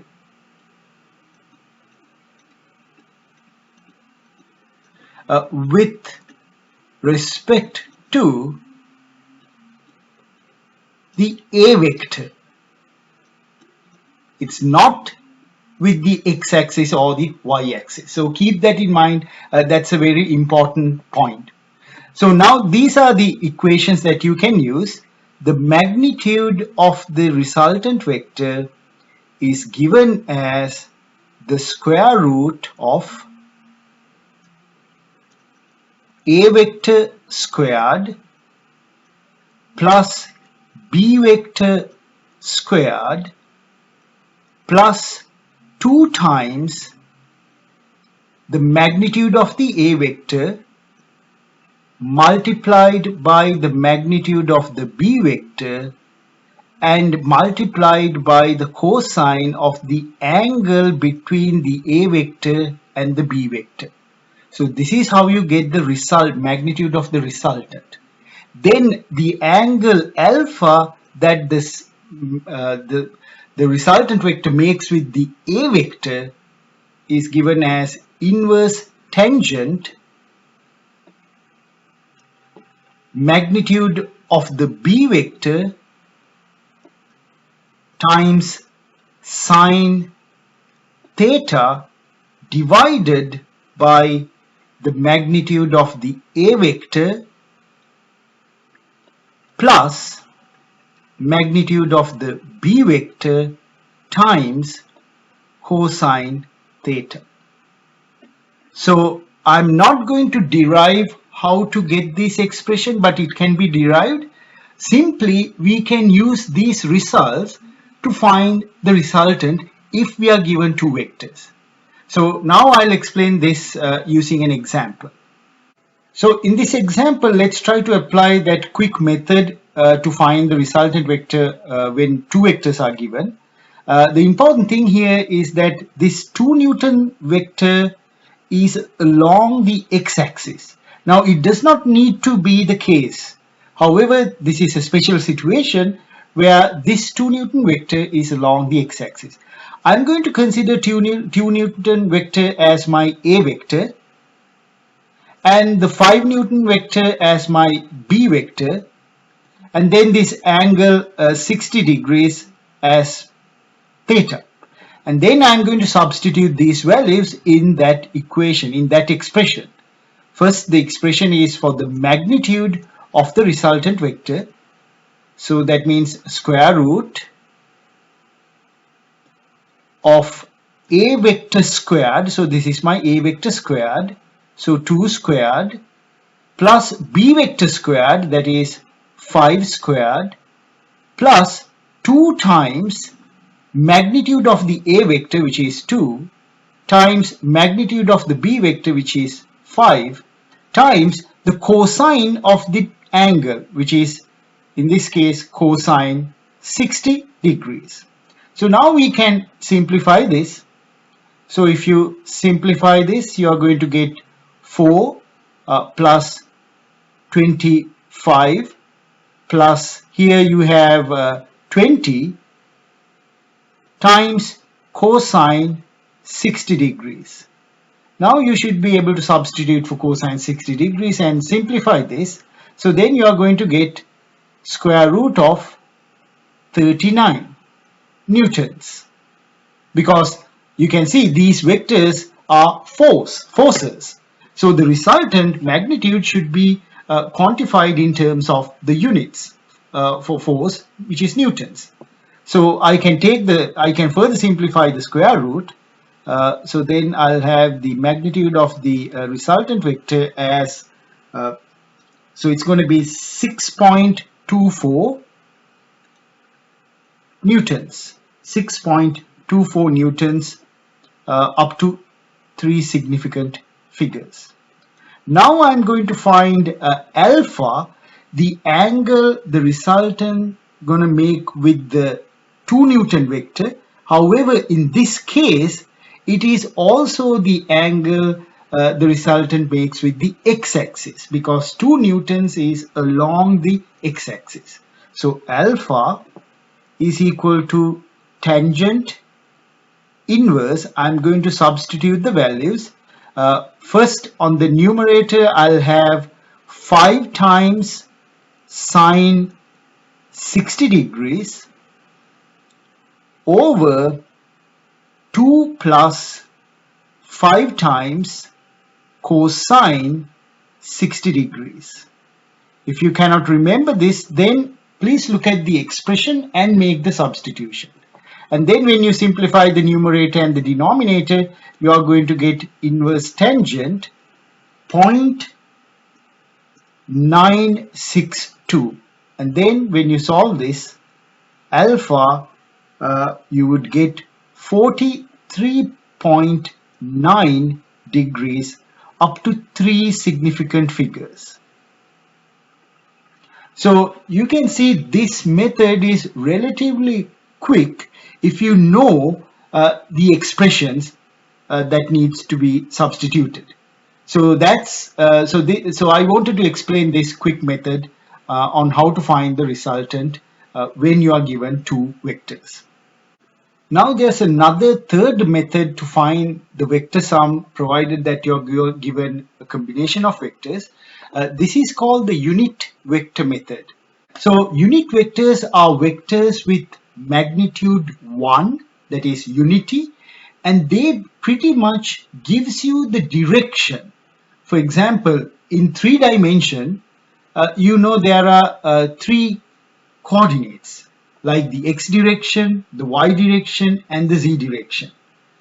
So these directions can be quantified using these unit vectors. Now this I hat, you can see there's a tiny hat, so this is a unit vector. This is actually the unit vector along the x direction. So j hat is the unit vector along the y direction. Actually, it should be the positive y direction. Is given by the j hat unit vector. The positive x direction is given by the I hat unit vector. The positive z direction is given by the k hat unit vector. Now, if you want to represent the negative x direction, then you will use negative I hat unit vector. So remember, unit vectors are used to define a certain direction in space. Now, how do we actually express a vector in terms of these unit vectors?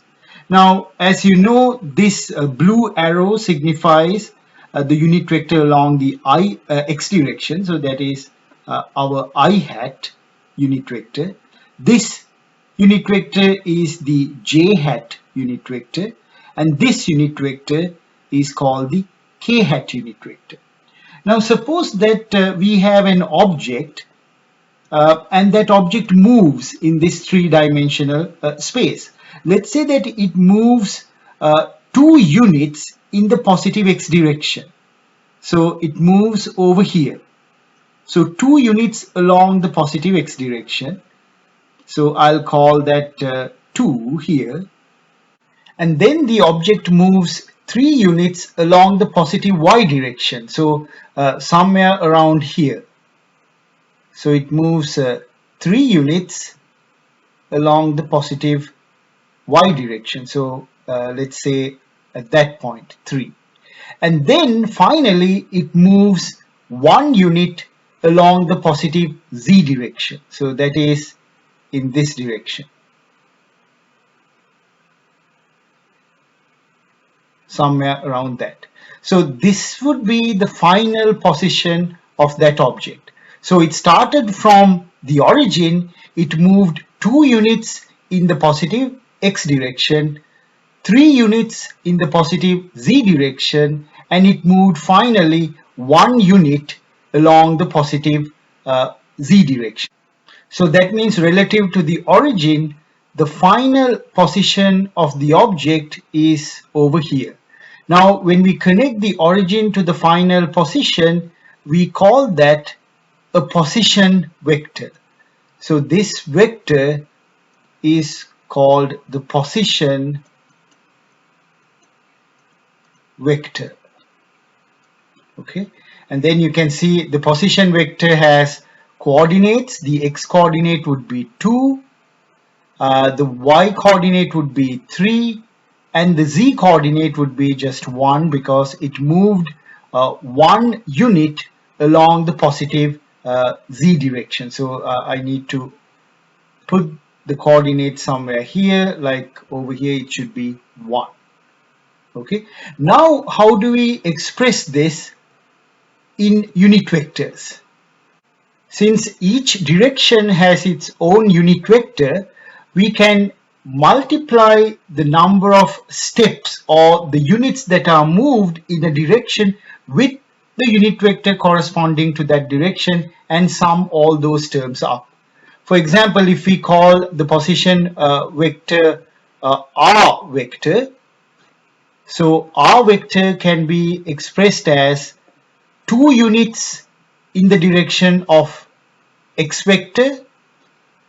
So I have 2 times I hat, plus then I have 3 units along the y direction. So we can write that as 3 times j hat, and finally 1 unit along the z direction or the positive z direction. So that's simply k hat, where I hat, j hat, k hat represents the unit vectors along the positive x direction, positive y direction, and positive z direction respectively. So this is how we express a vector in terms of its unit vectors. So you can see this is a 3-dimensional case. It's one of the cases you can have 2 dimensions. That means xy coordinate system is a 2-dimensional system. Then if you have a number line, then that's 1 dimension. You can express any point in terms of 1 coordinate. Okay, let's try out example number 8. We need to find the vector sum or the resultant vector for these 2 vectors. Now the special thing about these 2 vectors, they are expressed in terms of their unit vectors, I hat, j hat, and k hat. You can see a vector has I hat components, j hat components, and k hat components. But the b vector only has I hat components and k hat components. The j hat component is 0. So I'm going to rewrite b vector as 0 I hat minus 8 j hat minus 9 k hat, like that.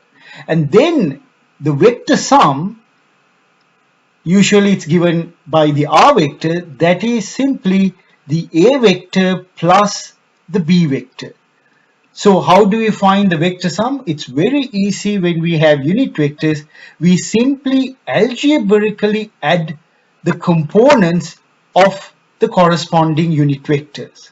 So if it's the unit vector I, then we add the corresponding components in both vectors. So I have 3, and for b vector it's 0, like that, plus the corresponding components for the j hat.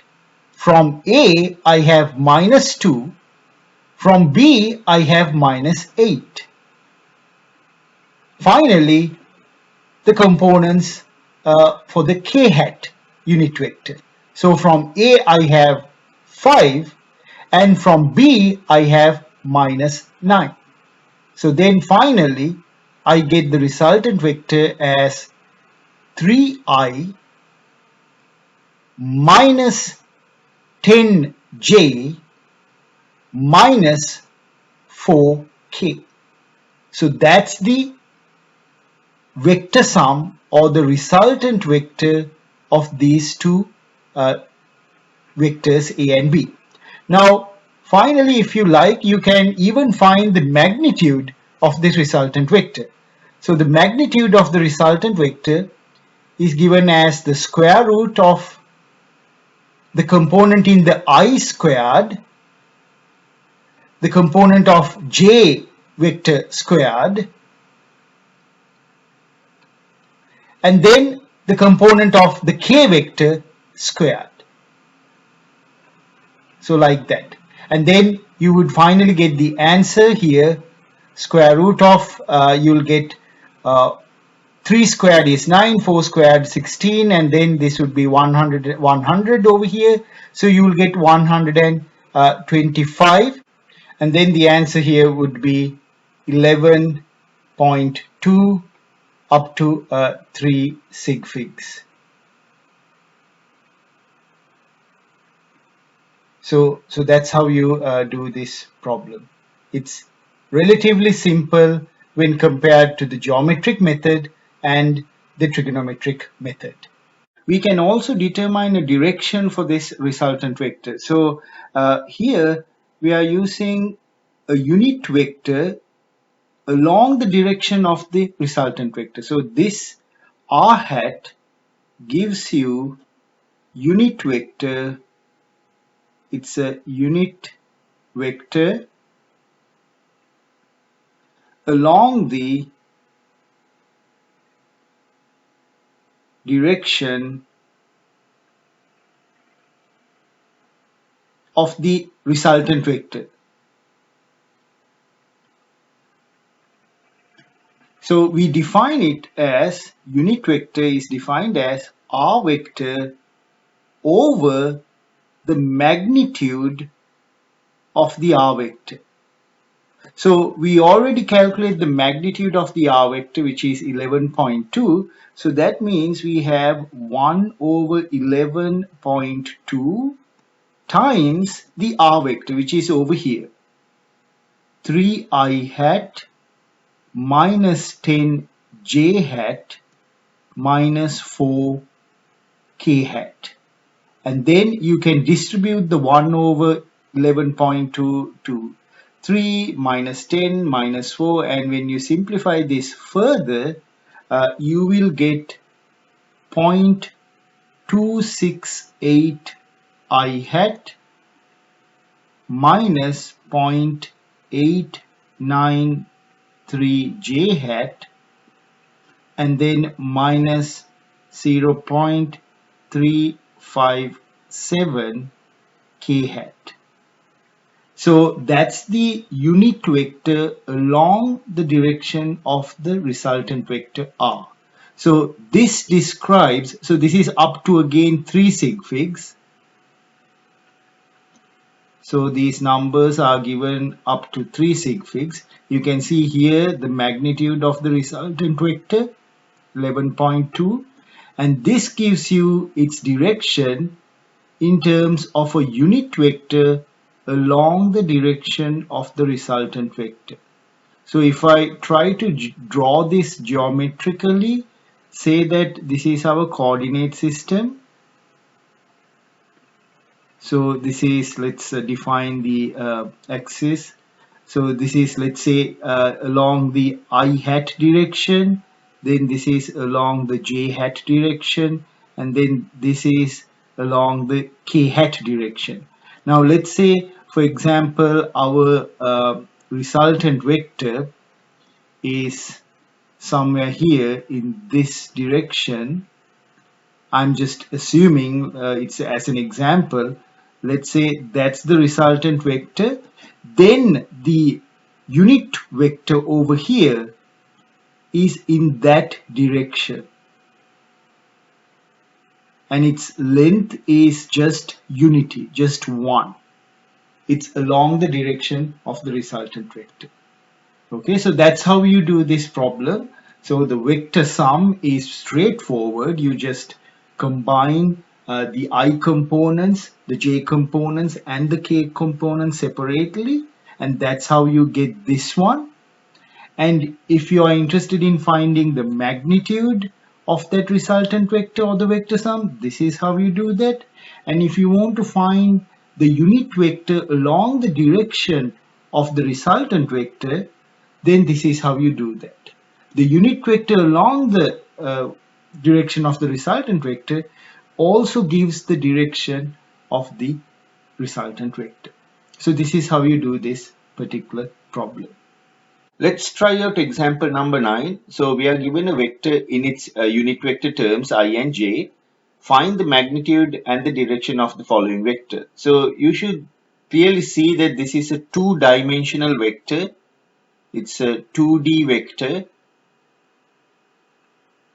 because there's only two directions, right? The direction given by the I unit vector and the direction given by the j unit vector. So usually the I unit vector is represented along the x-axis. So I hat is along the x-axis and j hat is along the y-axis. So now what I'm going to do is that I'm going to graphically draw out the vector A.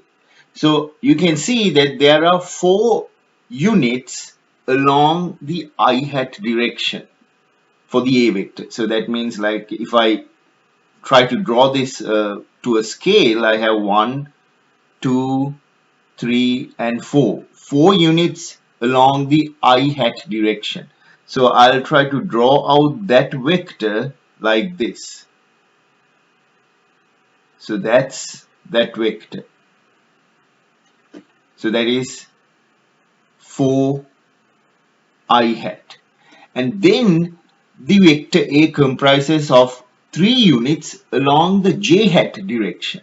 So j hat is along the y direction.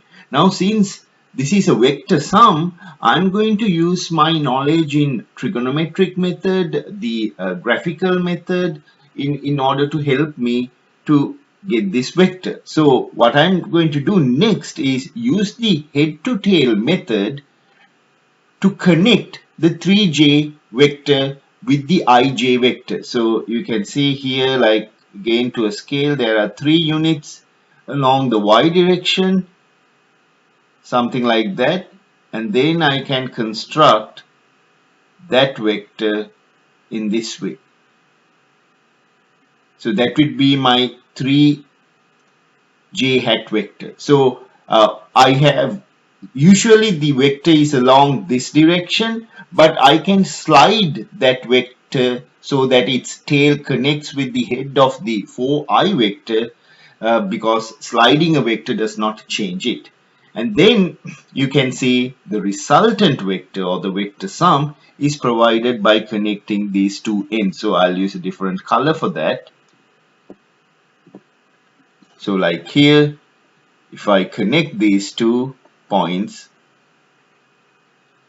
that's going to give me the resultant vector, or in this case that's the A vector.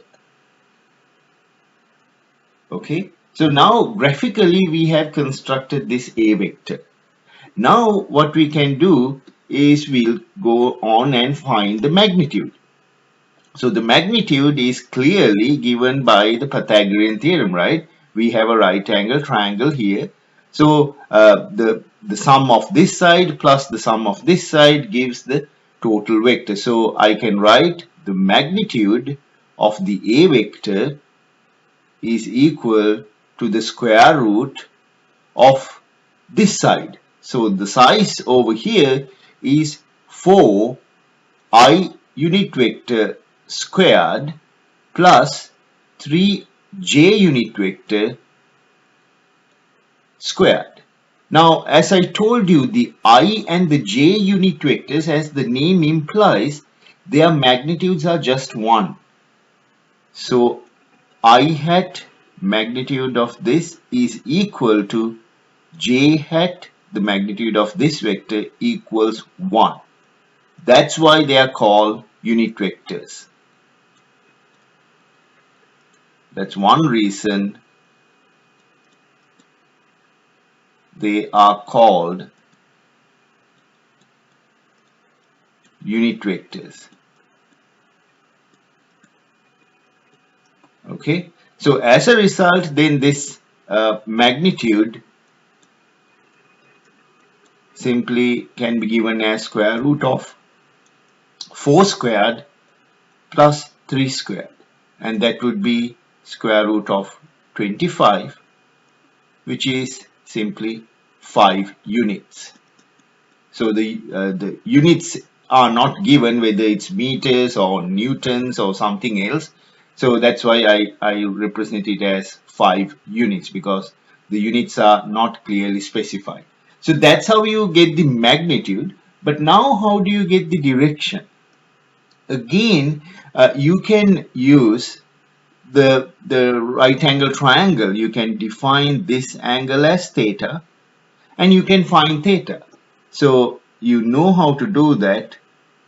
The angle theta is equal to inverse tangent 3 over 4. Because why did I put 3 and 4 instead of 3j and 4i? Because here we are looking for just the magnitude. Magnitude of this side is simply 3, because magnitude of j hat, as I told you, is just 1. The magnitude of this vector, this side, is 4, because again the magnitude of the I hat vector is just 1. And as a result, if you simplify this, you should get the angle as, let's say here, the angle would be 36.9 degrees up to 3 significant figures. So this is how you get the angle with the positive x-axis. Now there's an alternative way of giving the angle or the direction, to be specific, the direction. So I'll show you that as well. Alternative method.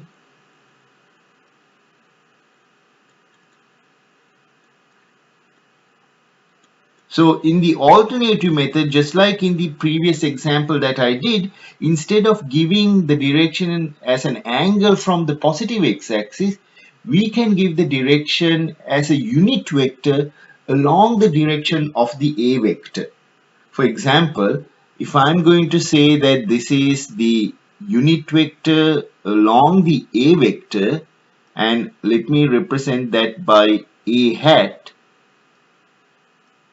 then a hat can be defined as the a vector divided by its magnitude of the a vector. So the magnitude of the a vector, you can see it's 5, so I have 1 over 5 times 4i hat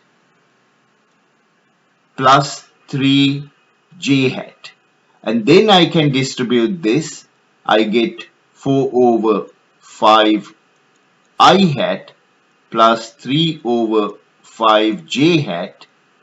And again, you can simplify this. If you simplify this, you'll get 0.8 I hat plus 0.6 j hat.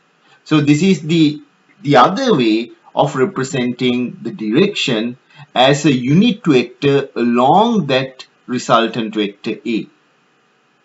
So it depends on the question that is being asked. If they clearly ask you find the angle with respect to the positive axis, then use this method. If they simply ask find the direction, then either one is correct, finding the angle or the unit vector along the direction of the resultant vector, that's also correct. So this is how you do this particular problem. At example 10, so here we have two vectors a and b. Both vectors are represented in their unit vector terms I, j and k, we need to find these two quantities. So these are the sum of these are all vectors. So the first one, you have a scalar multiplication of two vectors and then a summation. So this is how you do that. You put 3 times the a vector. So I'm going to express the a vector in terms of its unit vectors like that. And then 2 times the b vector, again putting them in terms of their unit vectors. And then I'm going to consider terms with the same unit vector. So I'm going to put all the I terms together, the j terms together, and the k terms together.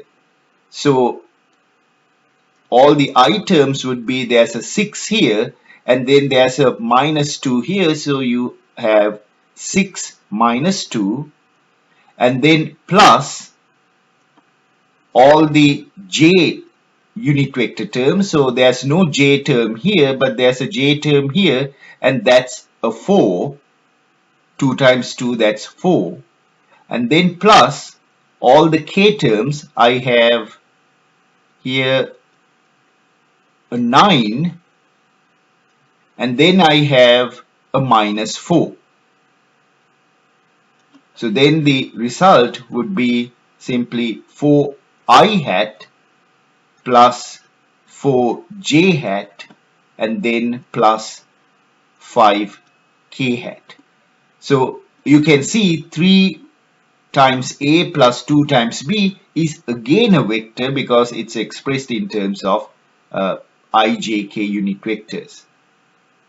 So that's how you do that. Now, if someone asks you find the magnitude of this quantity, you should be able to do that. Find the angle of this quantity in terms of a unit vector along this resultant vector. You should be able to do that now. Okay, now let's go to part 2 of this. So we have a vector minus 4 times b vector. So it's totally fine because this is again a vector sum. I can write this as plus minus 4b, where minus 4b is another vector. So this is again a vector sum of two vectors.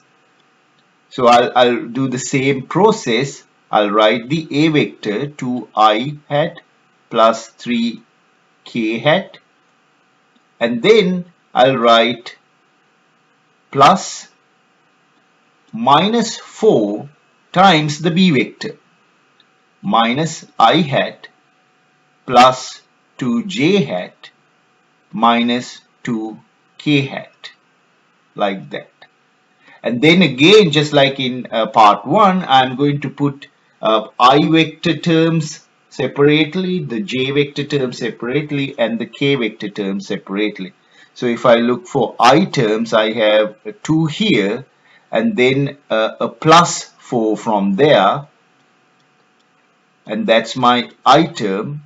And then for the j terms, I only have a negative 8 over there from the second term.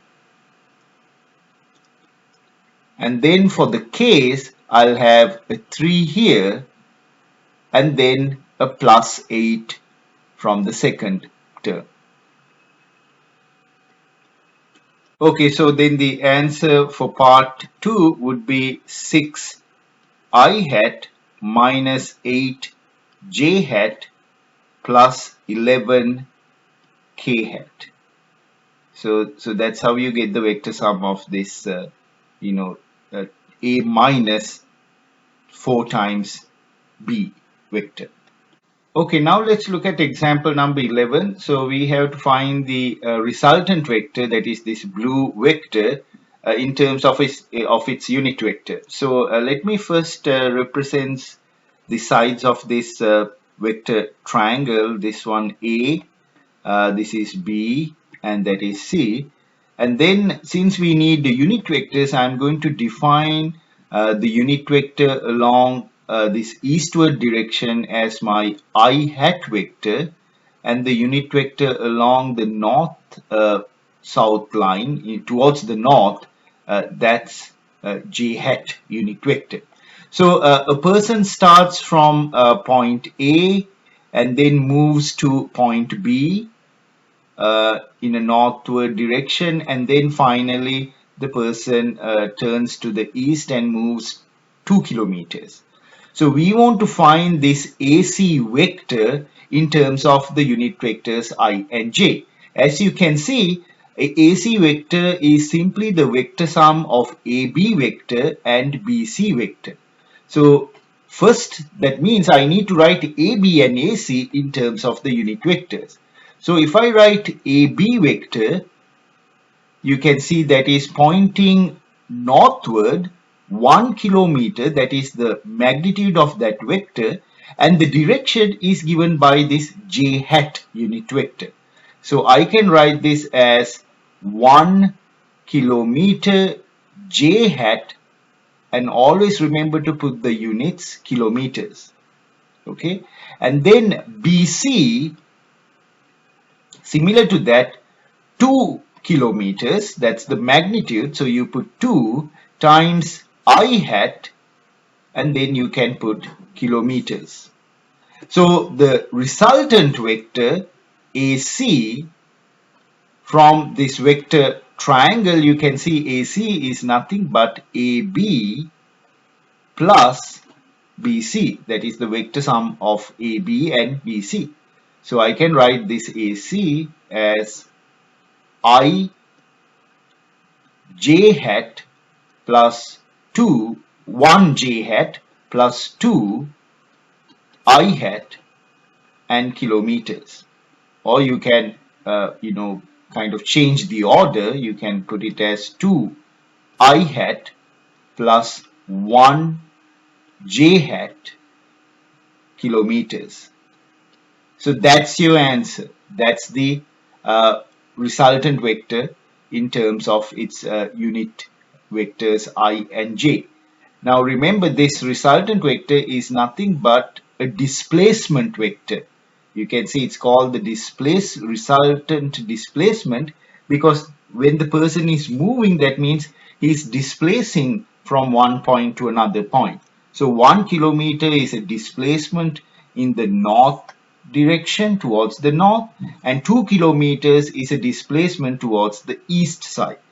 Now if you want, you can even find the magnitude of the AC vector. So simply that is the square root of 2 squared plus 1 squared. Now again, I'm not putting the unit vectors because their magnitude is just 1. So you get square root of 5 here, 5 kilometers, and that would be 2.45 kilometers. So that's the magnitude of the resultant displacement. And you can see there's an angle phi here.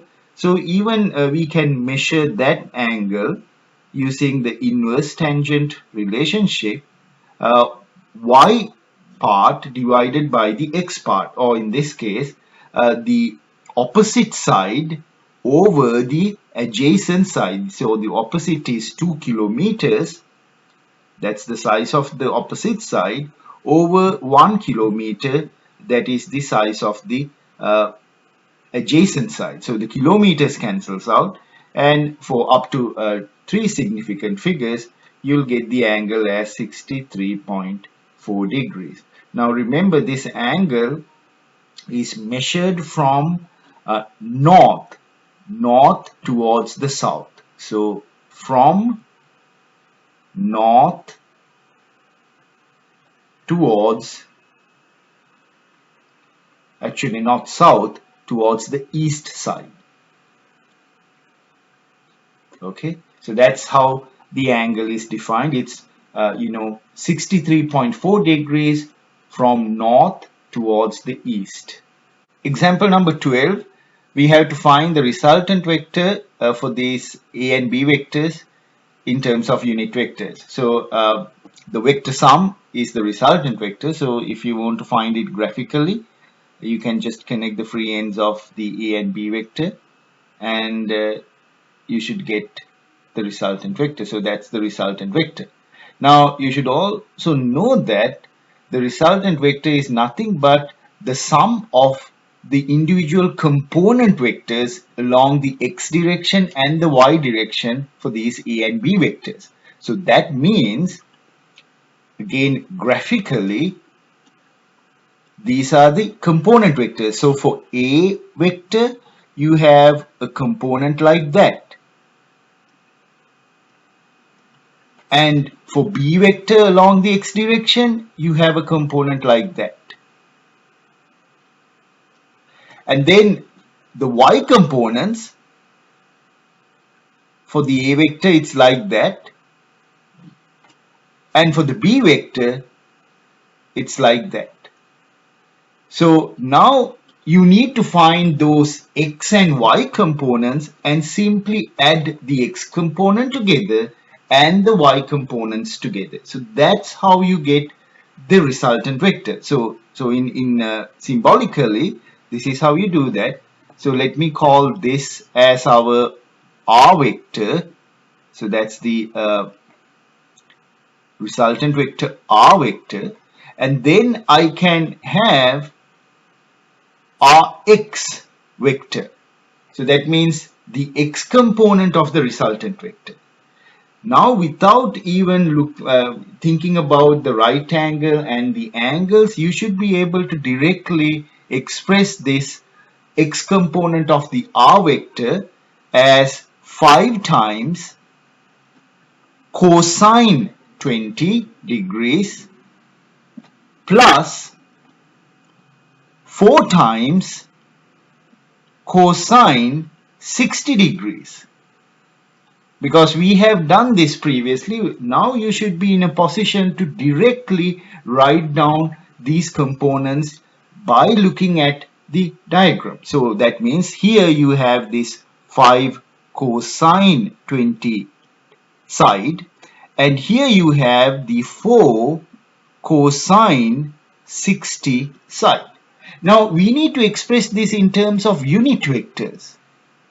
As a result, I am going to define as x-axis, the direction of the x-axis is given by the I hat unit vector.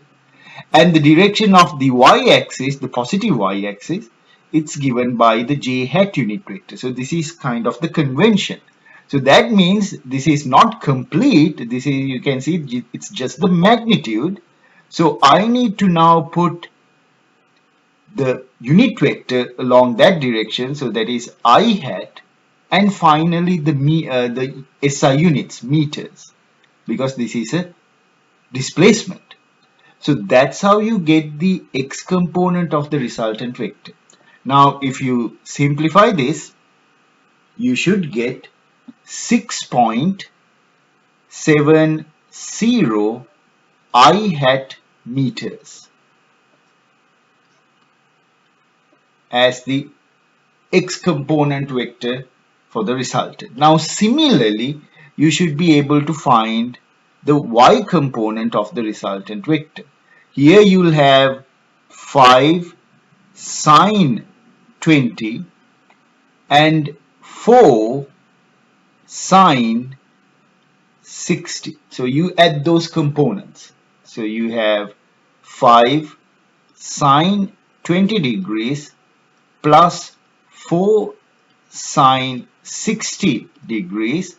And remember, the unit vector along this vertical direction is j hat. And always remember, again, these are measurable quantities. So we need to put the correct SI units, and that would be meters. So simplifying this further, you should get that as the answer would be 5.17 j hat meters. So now we have figured out the vector, the x component of the resultant vector and the y component of the resultant vector. So now we are in a position to write down the resultant vector, or as you can see, it's a resultant displacement in the unit vector notation. So I can write as 6.70 I hat plus 5.17 j hat, and the corresponding SI units meters. So that's how you get the answer. And again, you can find the magnitude and the angle the resultant makes with the x-axis, positive x-axis. So that's this angle. Let me call that theta, because this should be straightforward, finding the magnitude of the resultant vector and the angle it makes with the positive x-axis. So you simply take the square root of the sum of the terms. So you have 6.70 squared plus 5.17 squared. Again, remember, I am ignoring the I squared and the j squared terms, because I and j are just size 1 vectors. So then the answer here would be, you are going to get 8.46 meters as the length or the magnitude of the displacement vector. And then theta, measured from the positive x-axis, would be inverse tangent the magnitude of the ry component over the magnitude of the rx component, because this is defined as the opposite side over the adjacent side for this larger right angle triangle. And then you should get the answer as 37.6 degrees measured from the positive x-axis in a counterclockwise direction. So that's how you do this problem. That's how we express the resultant vector in terms of their I and j components, unit vector components. This is how you get the magnitude of the resultant vector, and this is how you get the direction in terms of an angle from the positive x-axis. Now we will talk about vector multiplication, another very important part in vectors. Vectors, as you know, can be described by a size as well as a direction. So they are not just like numbers. If you have numbers, multiplication of numbers is straightforward. For example, 5 times 4 is 20. You don't need to consider a direction for that quantity. But with vectors, you have to consider the size as well as the direction.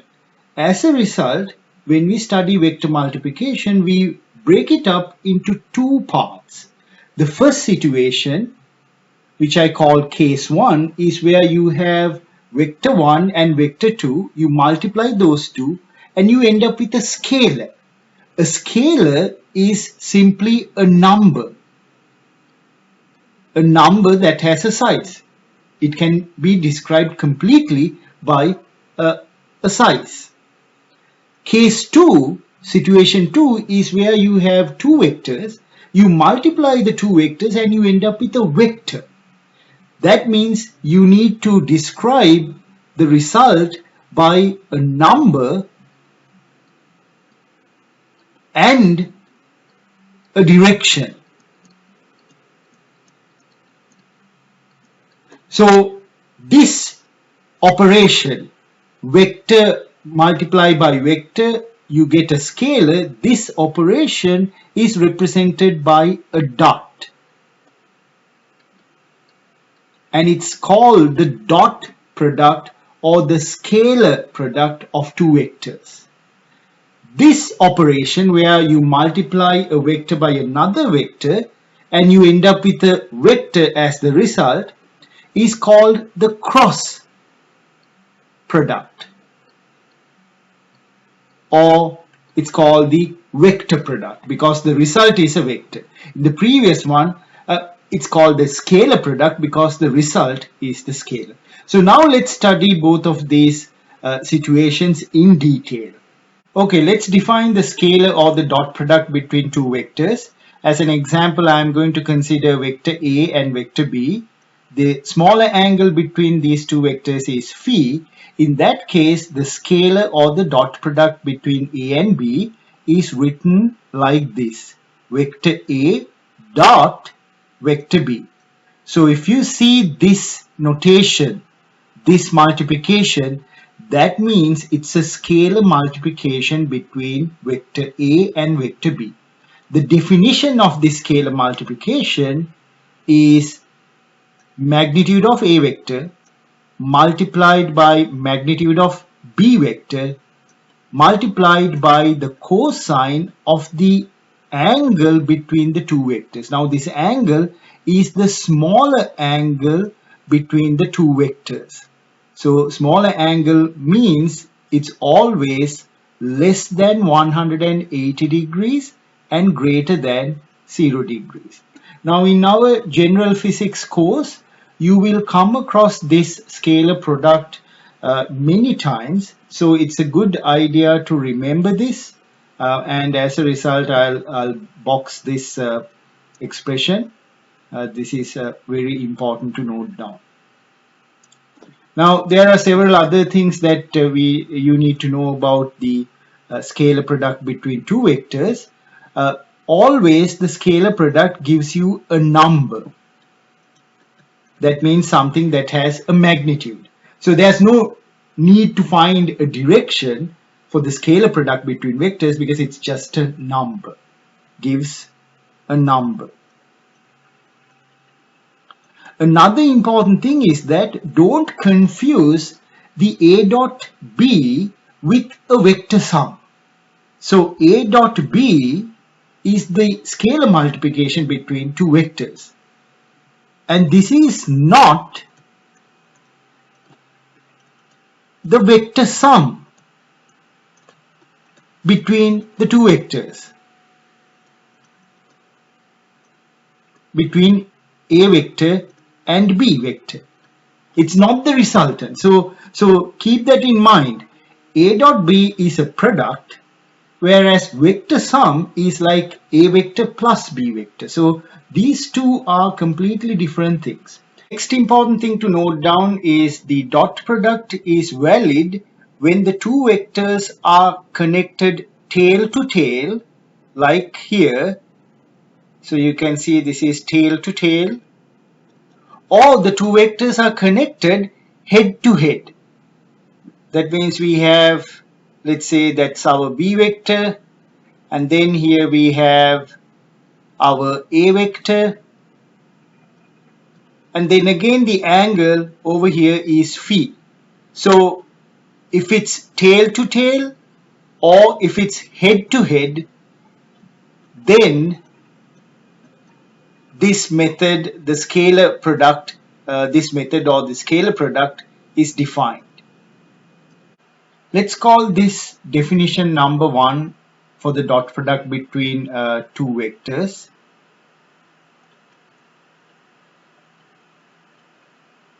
Because we have another way of defining the dot product. So now let's look at that.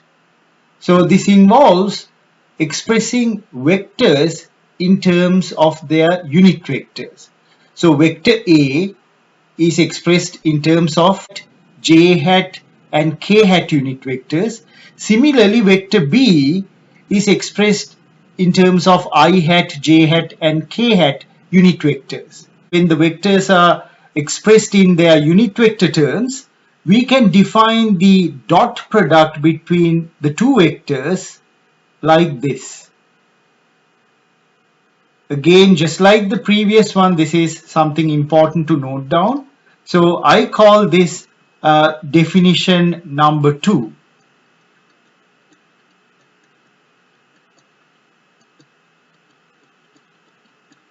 And what you can see is that if you look carefully, the first term ax bx is simply the coefficients of the I unit vectors in both vectors. So they are multiplied together, and ay by, they are the coefficients of the j unit vectors in the two vectors. And then you have ac bc, again the coefficients corresponding to the k unit vectors in both vectors.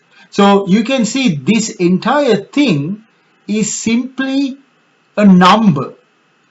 It's a number, and as you know, that is why we call this dot product a scalar product, because the final answer is simply a number. It's not a vector.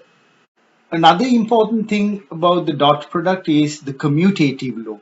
So for example, if we take the dot product between B and A vectors in this order, previously you can see we took A dotted with B. Now we are going to talk B dotted with A, and then what you'll get is BX AX plus BY AY plus BZ AC.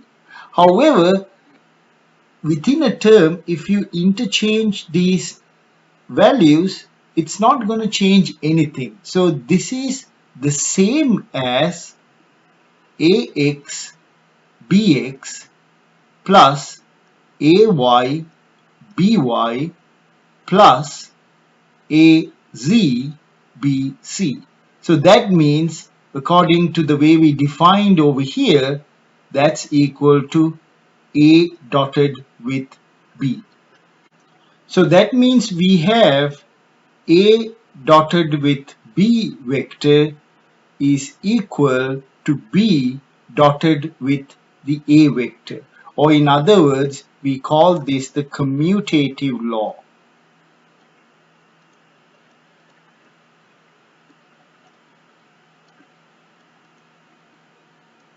And you can see for the scalar product, the commutative law holds. And that's a very important thing to note down. Now let's look at this example number 13.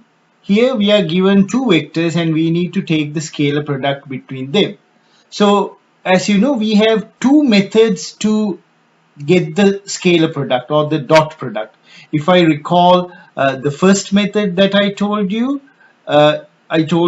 that's A dotted with B is equal to the magnitude of the A vector times the magnitude of the B vector, then times the cosine angle between the two vectors, the smaller angles. So this is method 1. Method 2, that's based on the unit vector approach. So you have the A vector dotted with the B vector, but each vector is expressed in their unit vector form. And if the coefficients are AX, AY, AZ and BX, BY, BZ, then the dot product between those two vectors can be written like this. AX, BX, AY, BY and AZ, BZ.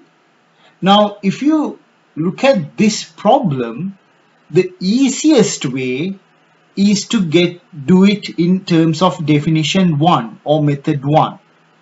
Because in method 2, we need to first figure out the unit vector components. Because in this case, the unit vector components are not given. So we have to figure them out. So I am tempted to use definition 1 or method 1 to solve this particular problem. So if I use that, what I need is vector A dotted with vector B, the magnitude of vector A, I need the magnitude of vector B, and then the cosine and the angle between the two vectors. So that means this angle over here. So let me call that angle phi, and this is what I need to figure out. So magnitude of A vector is already given, it's 4 units. Magnitude of the B vector is given, that's 6. And then I need to figure out what is phi.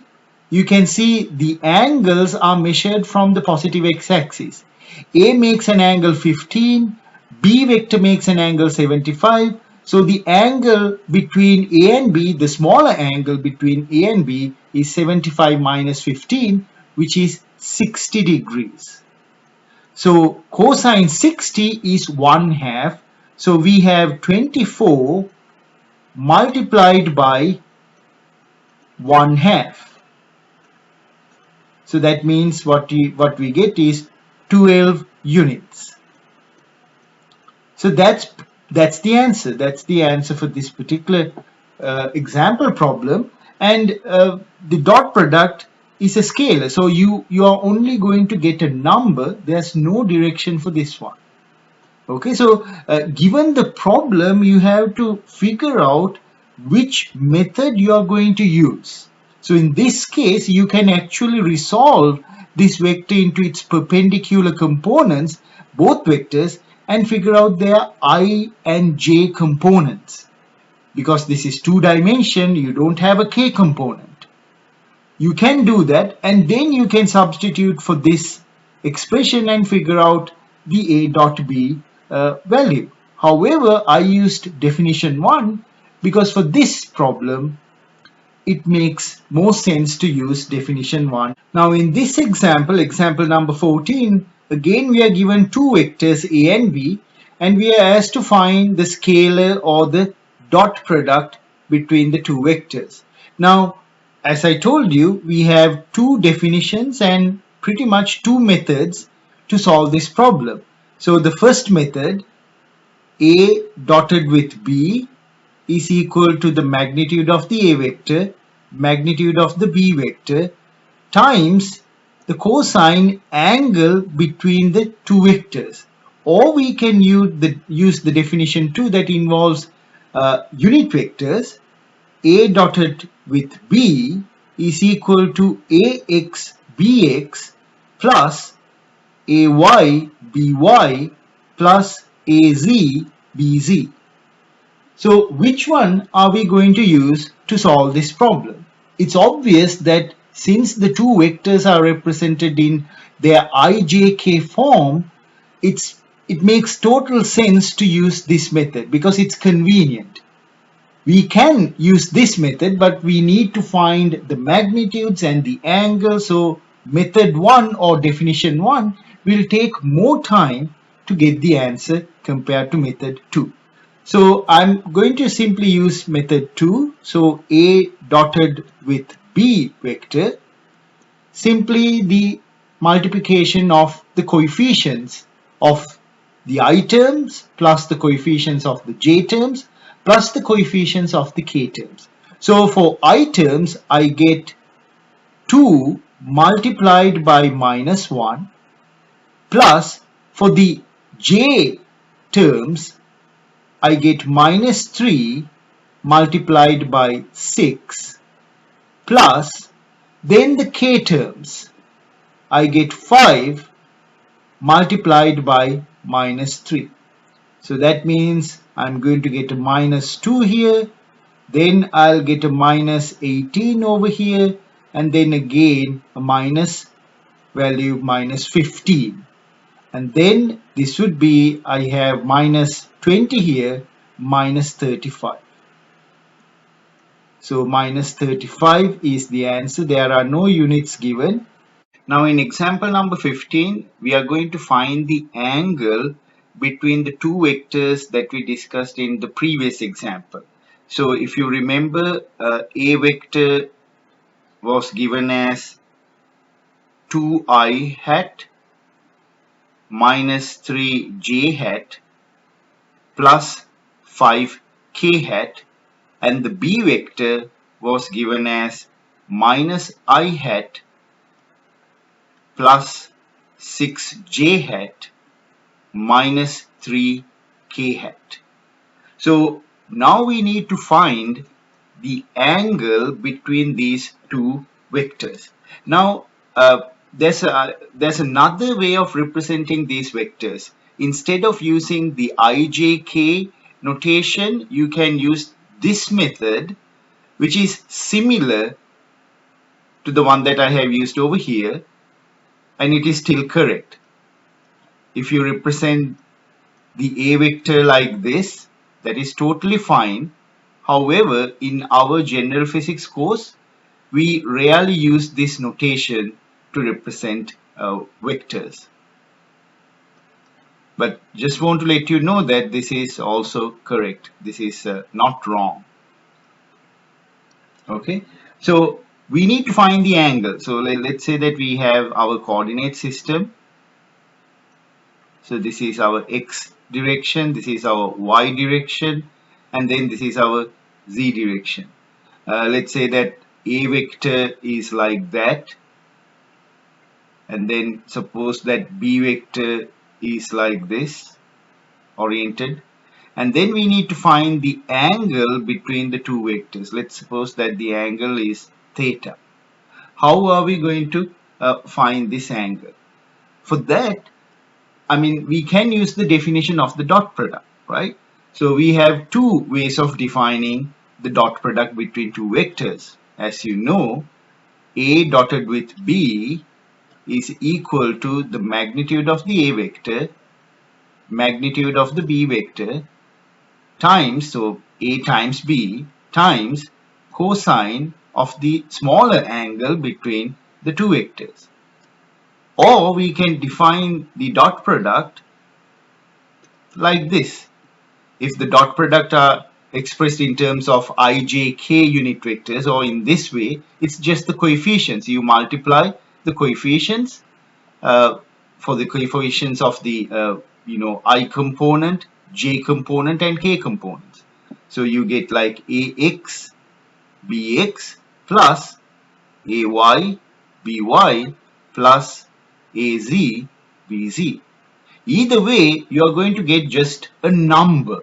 In these two cases, whenever you do a dot product or a scalar product, you are just going to get a number. The number could be positive or negative, but it's a number. It can be completely described by the number. There's no need to have a direction when you do the dot product or the scalar product. Now, again, coming back to the problem, how do we find the angle? If you look at method 1 or definition 1, there's this angle. So from using definition 1, we can solve for theta. So I'm going to use that cosine theta. I'm going to solve for cosine theta, which is nothing but the A dotted with B divided by the magnitude of the A vector times the magnitude of the B vector. Now, in our previous example 14, we already determined the dot product between A and B vector using this method. We already figured that out. So I'm simply going to substitute those things from example number 14. So A dotted B, if you recall, I got minus 35 for A dot B. And then the magnitudes of the A vector and B vector, they are straightforward. Square root of the sum of the squares of these coefficients. So you have 2 squared minus 3 squared, and then you have 5 squared. And similarly, you have the magnitude of the B vector, which is minus 1 squared plus 6 squared plus minus 3 squared. Okay, and then you can see cosine theta simplifies into minus 35. This, if you simplify this, you are going to get like 4 plus 9 plus 25.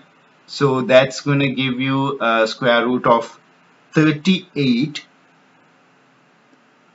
And over here, 1 plus 36 plus 9, that will give you square root of 46. Okay, and then you can simplify this further. If you do that, you are going to get there's a minus sign, remember that, minus 0.8380. This is an 8 over here. And then you can simply take the inverse cosine to find the angle.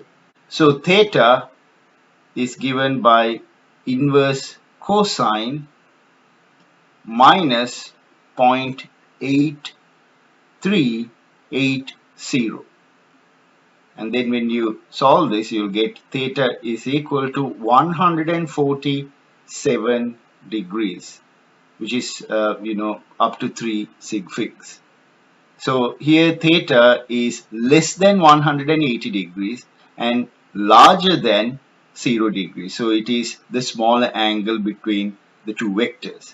So in this example, you can see in order to get the dot product between the two vectors, I used definition 2, and then in order to get the angle between the two vectors, I used definition 1.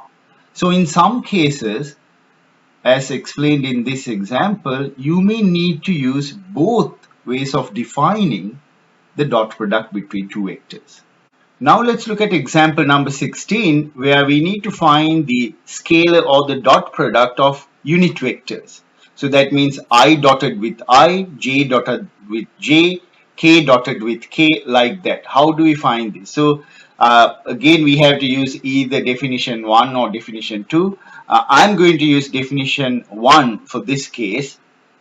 So A dotted with B vector is equal to the magnitude of the A vector times the magnitude of the B vector times the cosine of the angle, smaller angle between the two vectors, like that.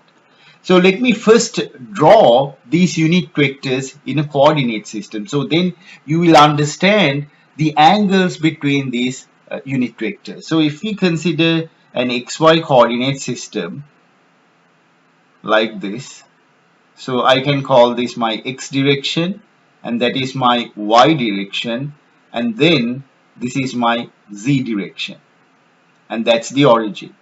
So I unit vector is a magnitude 1 vector along the positive x direction, like that. It has just magnitude 1 as the name implies. J unit vector is a magnitude 1 unit vector along the positive y direction. K unit vector is again a magnitude 1 unit vector along the positive z direction. So those are the directions of these unit vectors. Their size is 1, and for example, the angle between the I unit vector and the j unit vector is 90 degrees. So that's why I drew this coordinate system, because it's easy for you to understand. The angle between the I and the k unit vector is again 90 degrees. The angle between the j and the k unit vector is again 90 degrees. So you have the angles, you know the magnitudes, you can find these dot products. So let's start with I dotted with I. So this is equal to the magnitude of I unit vector times the magnitude of the I unit vector times the cosine of the angle between the two unit vectors. Now I unit vector and I unit vector, they are the same unit vector, so they are in the same direction. So they are parallel to one another, meaning that the angle between these vectors, unit vectors, is 0. Okay, so the magnitude is just 1. Again, the magnitude 1. Cosine 0 is 1. So I hat dotted with I hat is equal to 1. Similarly, we can do it for the j unit vector and the k unit vector. J hat dotted with j hat, magnitude of j, which is 1, magnitude of j, again 1, because they are unit vectors, and then the cosine of the angle between the two unit vectors. J and j are parallel to one another. They are both the same unit vectors, and they are along the positive y direction. So the angle between them is 0, just like in the previous case. And then again you get just 1. So now it should be obvious to you that if we take k unit vector dotted with the k unit vector, you are going to get the same answer. magnitudes are simply 1. The two unit vectors are both parallel in the positive z direction. So that means there's no angle between them. Angle is 0, but cosine 0 is 1.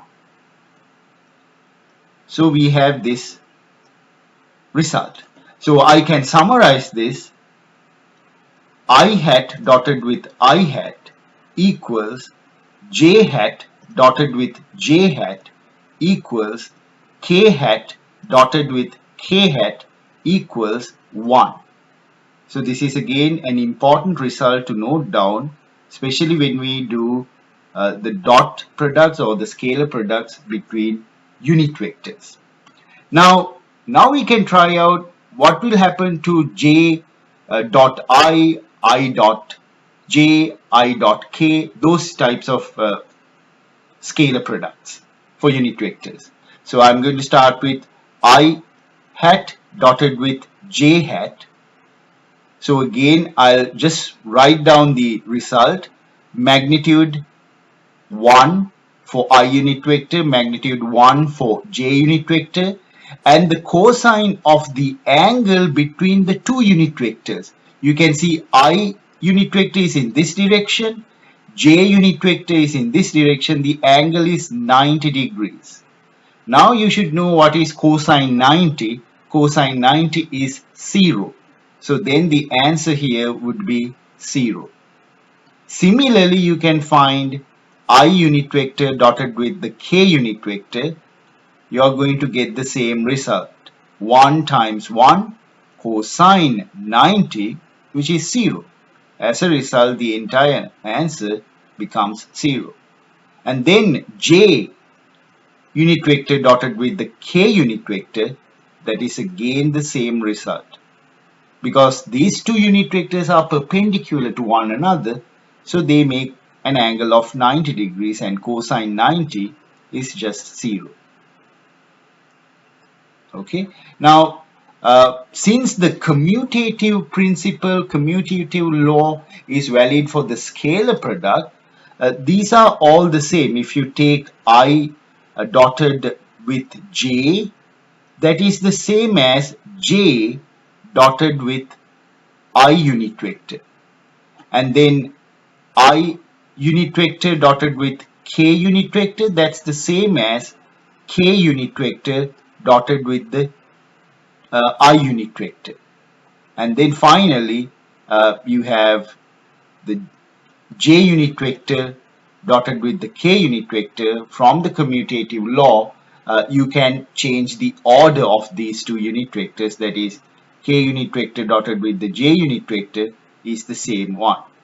However, remember all these are 0. Whenever you have the dot product between perpendicular unit vectors, your answer is going to be 0. So I'll summarize that as I unit vector dotted with the j unit vector equals the I unit vector dotted with the k unit vector equals the j unit vector dotted with the k unit vector equals 0. And from commutative law, if you interchange them, you would get still the same answer, 0. So keep this in mind. This is going to be important when you do calculations using unit vectors, especially when you try to find the dot product. And also for the next slide, I'm going to do a proof, and for that this will be again important. So let's look at that proof and how to do that. So here I'm pretty much going to prove that the definition number 2 that I used for the dot product between two unit vectors is actually correct. So this is nothing but a definition number 2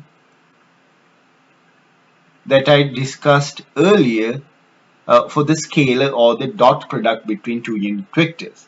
So this is basically the brute force method of solving this one, showing that this is the case. So I have the two unit vectors A dotted with B, and this is explicitly writing down A in terms of I j and k unit vectors, and this is the b vector in terms of I, j, k unit vectors. So I'm going to distribute these terms.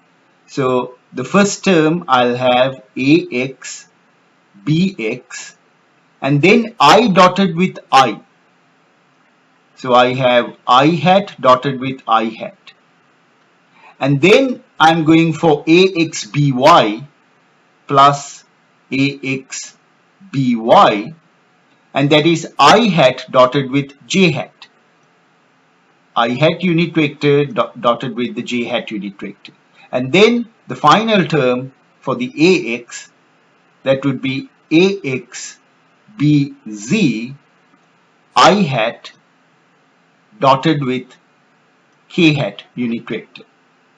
Okay, and then I'm going to distribute the ay term. So I'll put a plus sign here.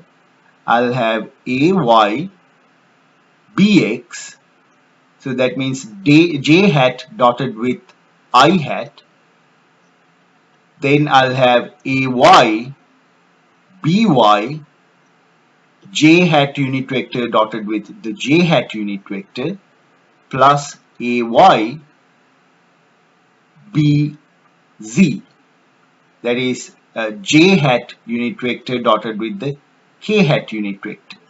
And then for the final term, I have az dotted with bx, and the unit vector scalar product would be k hat dotted with I hat.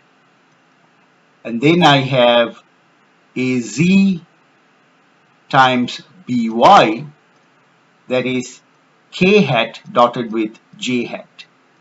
And finally I'll have az times bz, k unit vector dotted with the k unit vector.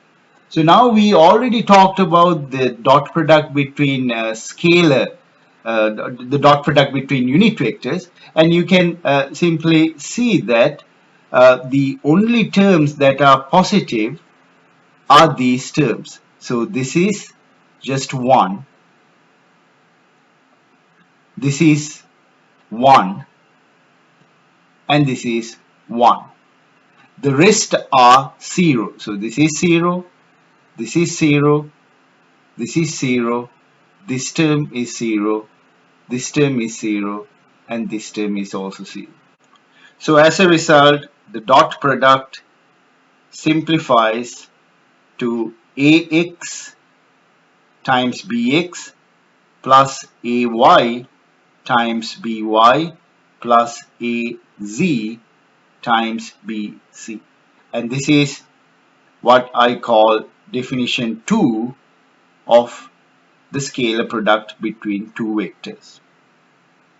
Now let's talk about the vector or the cross product between two vectors. So here I'm going to take vector A and vector B for the analysis. Let's say that the smaller angle between the two vectors is phi. In that case, I can define the vector product as A vector cross B vector equals to the magnitude of the A vector times the magnitude of the B vector times the sine of the smaller angle between the two vectors, so that is phi, and then I need to multiply this by a unit vector in the direction of A cross B. So n unit vector, this is a unit vector along the direction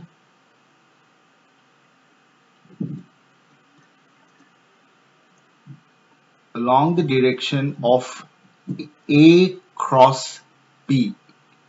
Now this is also called the cross product because as you can see the symbol, the multiplication operation is represented by a cross, especially to distinguish this from the previously discussed dot product. In a dot product between two vectors, you always get a number that can be described by a size. Here, for the cross product between two vectors, you are going to get a vector quantity, and that signifies by this unit vector. So we need to find the magnitude for this cross product as well as the direction. So this is an important result. As a result, I'm going to box it like this, and then we'll talk about how to find the magnitude of this cross product. So the next one is, how do we find the magnitude? So that means A vector cross B vector. How do we find this? Simply we take the magnitude of this part. As you know, the magnitude of a unit vector is 1. So you don't need to add that here. Simply you can write the magnitude of the A vector times the magnitude of the B vector multiplied by sine of the smaller angle between the two vectors. So it's always the smaller angle. So that means phi is less than 180 degrees and larger than 0 degrees. Again, remember, this is a product of two vectors. There's no connection with the resultant vector or the vector sum of A and B. This is a different operation. We are doing a multiplication that results in a vector quantity. Now, just like the dot product, you can see this is tail to tail. The two vectors are connected tail to tail, and this analysis applies to head-to-head connection of vectors. So keep that in mind, that's important. So I'll box the magnitude of the cross product. That is also, as I told you, very important. This is how you get the magnitude of the cross product of two vectors. Now the next important thing is, how do we find the direction of A cross B? Because I told you the unit vector n is along the direction of A cross B. So graphically, how do we represent this A cross B and the unit vector n? So that means we need to know a way to find the direction of A cross B. For that, we are going to use something called the right-hand rule. Okay, let's see how to find the direction of A cross B, or what we call the vector product. So as I told you, we are going to use the right-hand rule. So here you can see vector A and vector B.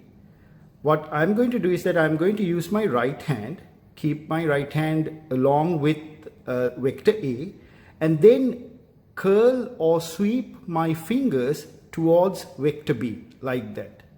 So if it's A cross B, I place my hand along the vector A and then sweep or curl my fingers towards vector B. And then you can see the direction of the thumb. It's pointing outward. So if you look from a side view, this is what you're going to see. You can see vector A and vector B. You sweep from vector A towards vector B, and then the cross product between vector A and vector B is perpendicular to both A and B and pointing in the upward direction.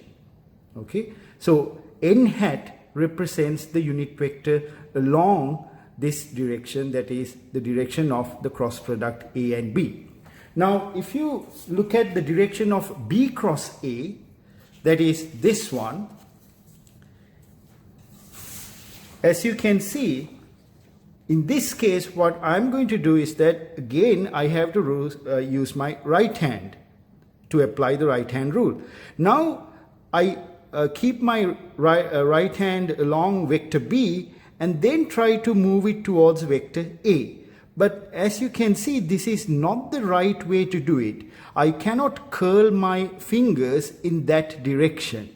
It's not the natural direction. So in this case, I'm going to flip my hand like this. Hold my hand like this, and now it's aligned with vector B, and then I'm going to sweep my fingers towards vector A.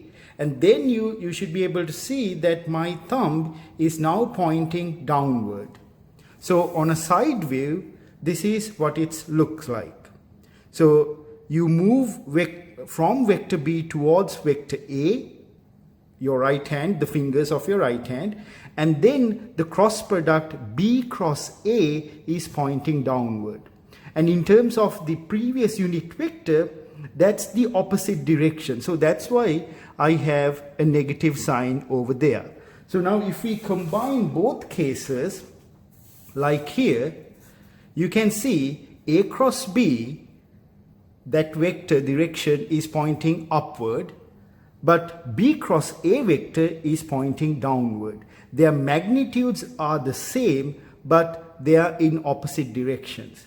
So this implies that the commutative law does not apply for the cross product between two vectors. So that means if you have A cross B vector, this is not equal to B cross A vector, but it is equal to minus B cross A vector. So for the cross product, the commutative law does not apply. However, for the scalar or the dot product, the commutative law applies. So again, remember, this is very important, how to find the direction of a cross product. Always use your right hand. Place the right hand, if it's like A cross B, place the right hand along the first vector and then try to sweep your fingers towards the other vector.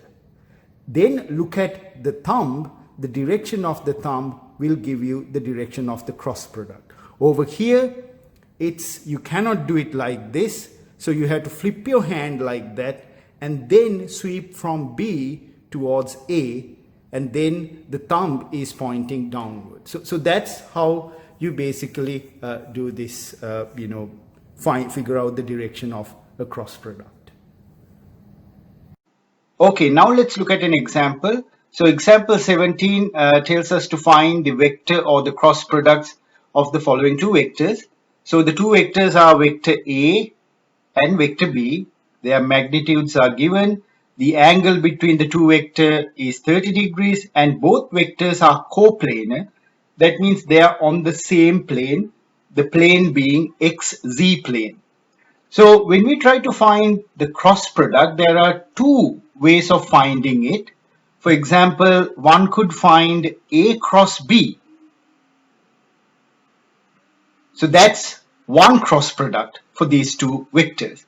Another cross product is B cross A. As I discussed earlier, for a cross product or a vector product, the commutative law does not apply. So that means the order of the vector in the cross product actually matters. A cross B is different from B cross A. So now let's first try to figure out the directions of A cross B and B cross A. As I told you, we have to use the right hand. So for the A cross B, the direction of A cross B, first let's place the right hand along vector A, and then you have to curl or sweep your fingers towards vector B. And then you can see the direction of your thumb is pointing perpendicular to the XZ plane. So that means in this direction. So I'll use a different color to show that direction. So that direction is along the positive y-axis.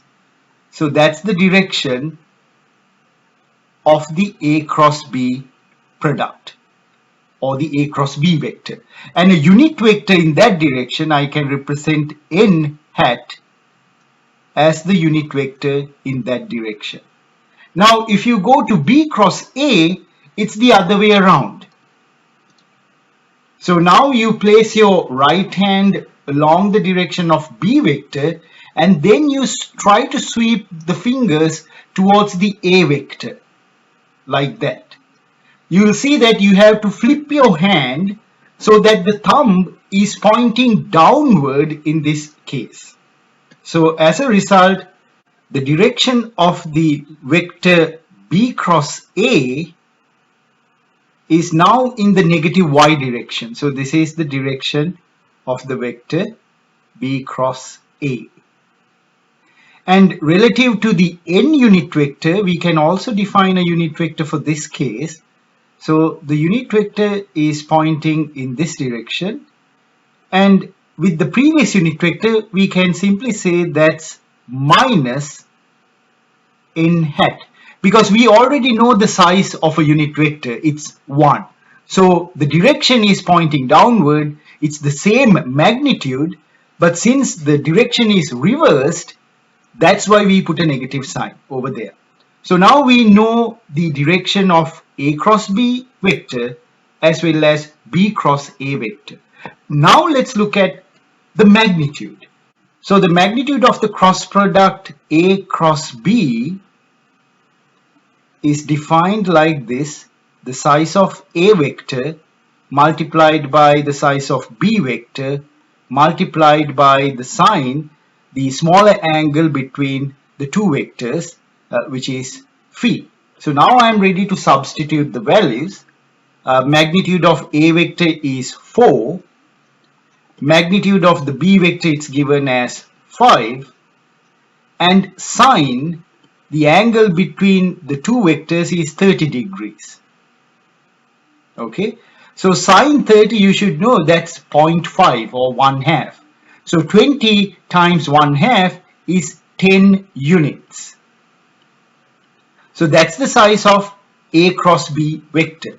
Now if we look at the size of B cross A vector, it should be straightforward that it's the same value as the size of A cross B.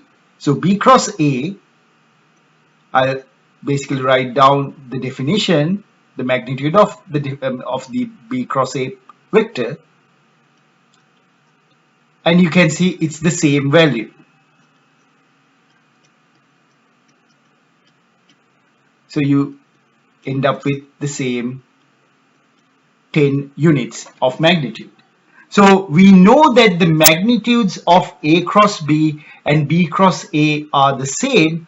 However, their directions are completely opposite. One is, for example, in this case, one is pointing in the positive y direction, the other one is pointing in the negative y direction. As a result, now I can write down vector A cross B. So vector A cross B is equal to 10 times the unit vector n and units, because it does not specify the unit. So that's how we write this one, A cross B. And similarly, I can write down B cross A vector as the magnitude, which is again 10 units. But this time you can see the direction is opposite, right? So then I'm going to put a negative sign in front and then put n hat units. So this tells you that A cross B and B cross A vectors, they have the same magnitude, but they are opposite vectors. One, in this case, one points in the positive y direction, the other one points in the negative y direction, and I can summarize this as A cross B vector is equal to minus B cross A vector. So this is again proof that the commutative law does not apply for a vector or a cross product. However, it does apply for the scalar or the dot product. So these are important things that you guys need to keep in mind. So in this example, we are trying to find vector or cross products of unit vectors. So first I'll try to find the cross product between unit vector I hat and unit vector I hat. So first let me draw these unit vectors. So unit vector I hat is along the positive x direction. So that's my x-axis. And then this is my y-axis. And then the j unit vector is along that direction. And then finally I have the z-axis. That's where you find the k unit vector. So these are the unit vectors like that. So then I cross I. So I'm going to use the definition of the cross product. So magnitude of I hat, magnitude of I hat, then the sine of the smaller angle between the two unit vectors, and the unit vector in the direction of I cross I. So let me call it n hat. This is 1 multiplied by 1. The angle between the two unit vectors is 0 because these are parallel unit vectors. So sine 0 times n hat, and the answer is 0 because sine 0, you should know it's 0. So any number, any term multiplied by 0 is 0.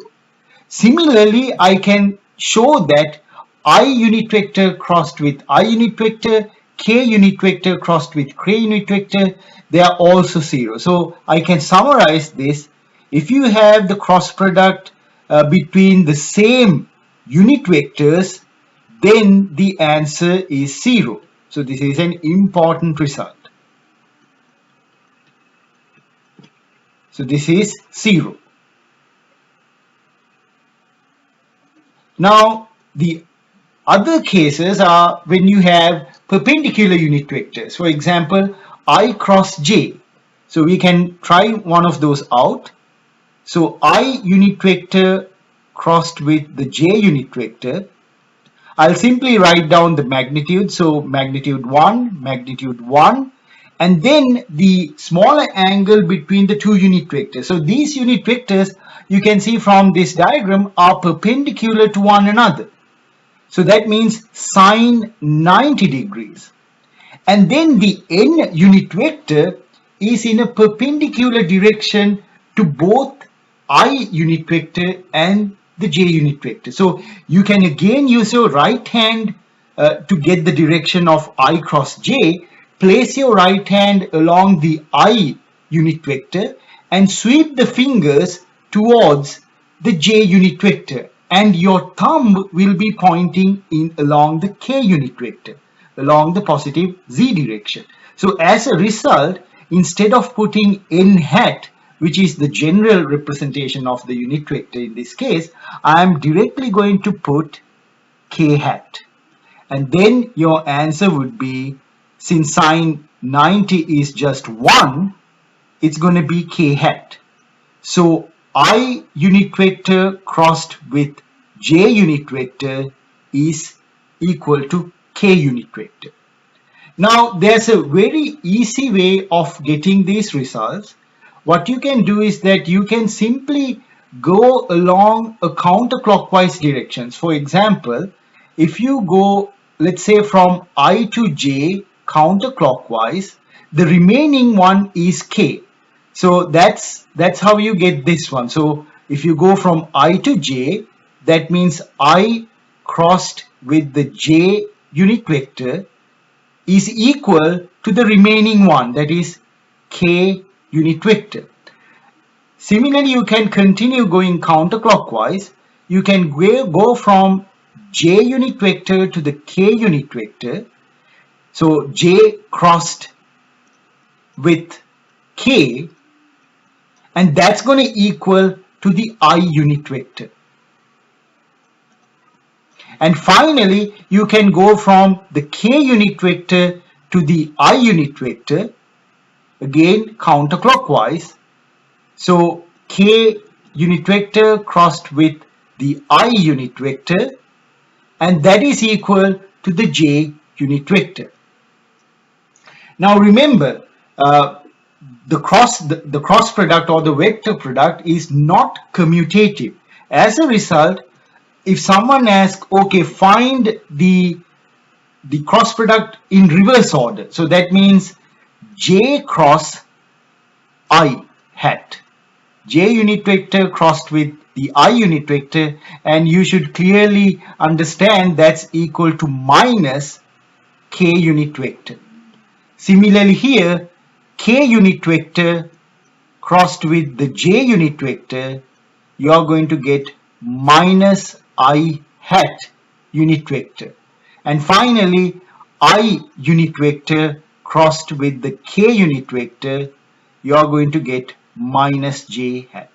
So you'll see that these cross products between perpendicular unit vectors are very important when we try to find the cross products of vectors that are specially represented in terms of ijk unit vectors. Now we are going to talk about how to find the cross product or the vector product between two vectors when the vectors are given in terms of their unit vectors. So you can see the I, J, K unit vectors in both A and B vectors.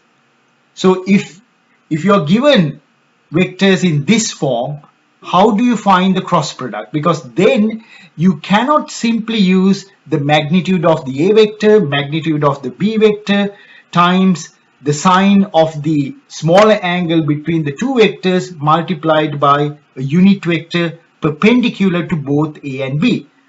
You have to do a lot of manipulations.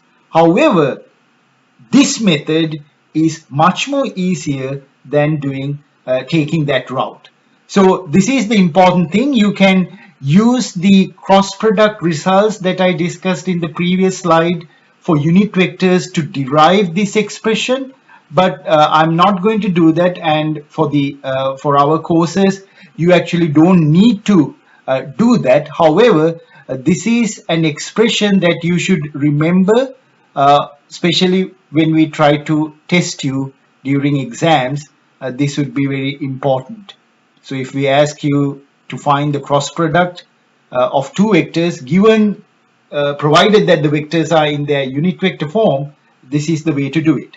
Sometimes in order to find the cross product when the vectors are provided in unit vector terms, matrix algebra methods are very important and easy to use. So instead of substituting values for A, Y, B, Z like that in this expression, what you can do is that you can simply use this one, the matrix algebra method, to find the cross product between A and B vectors.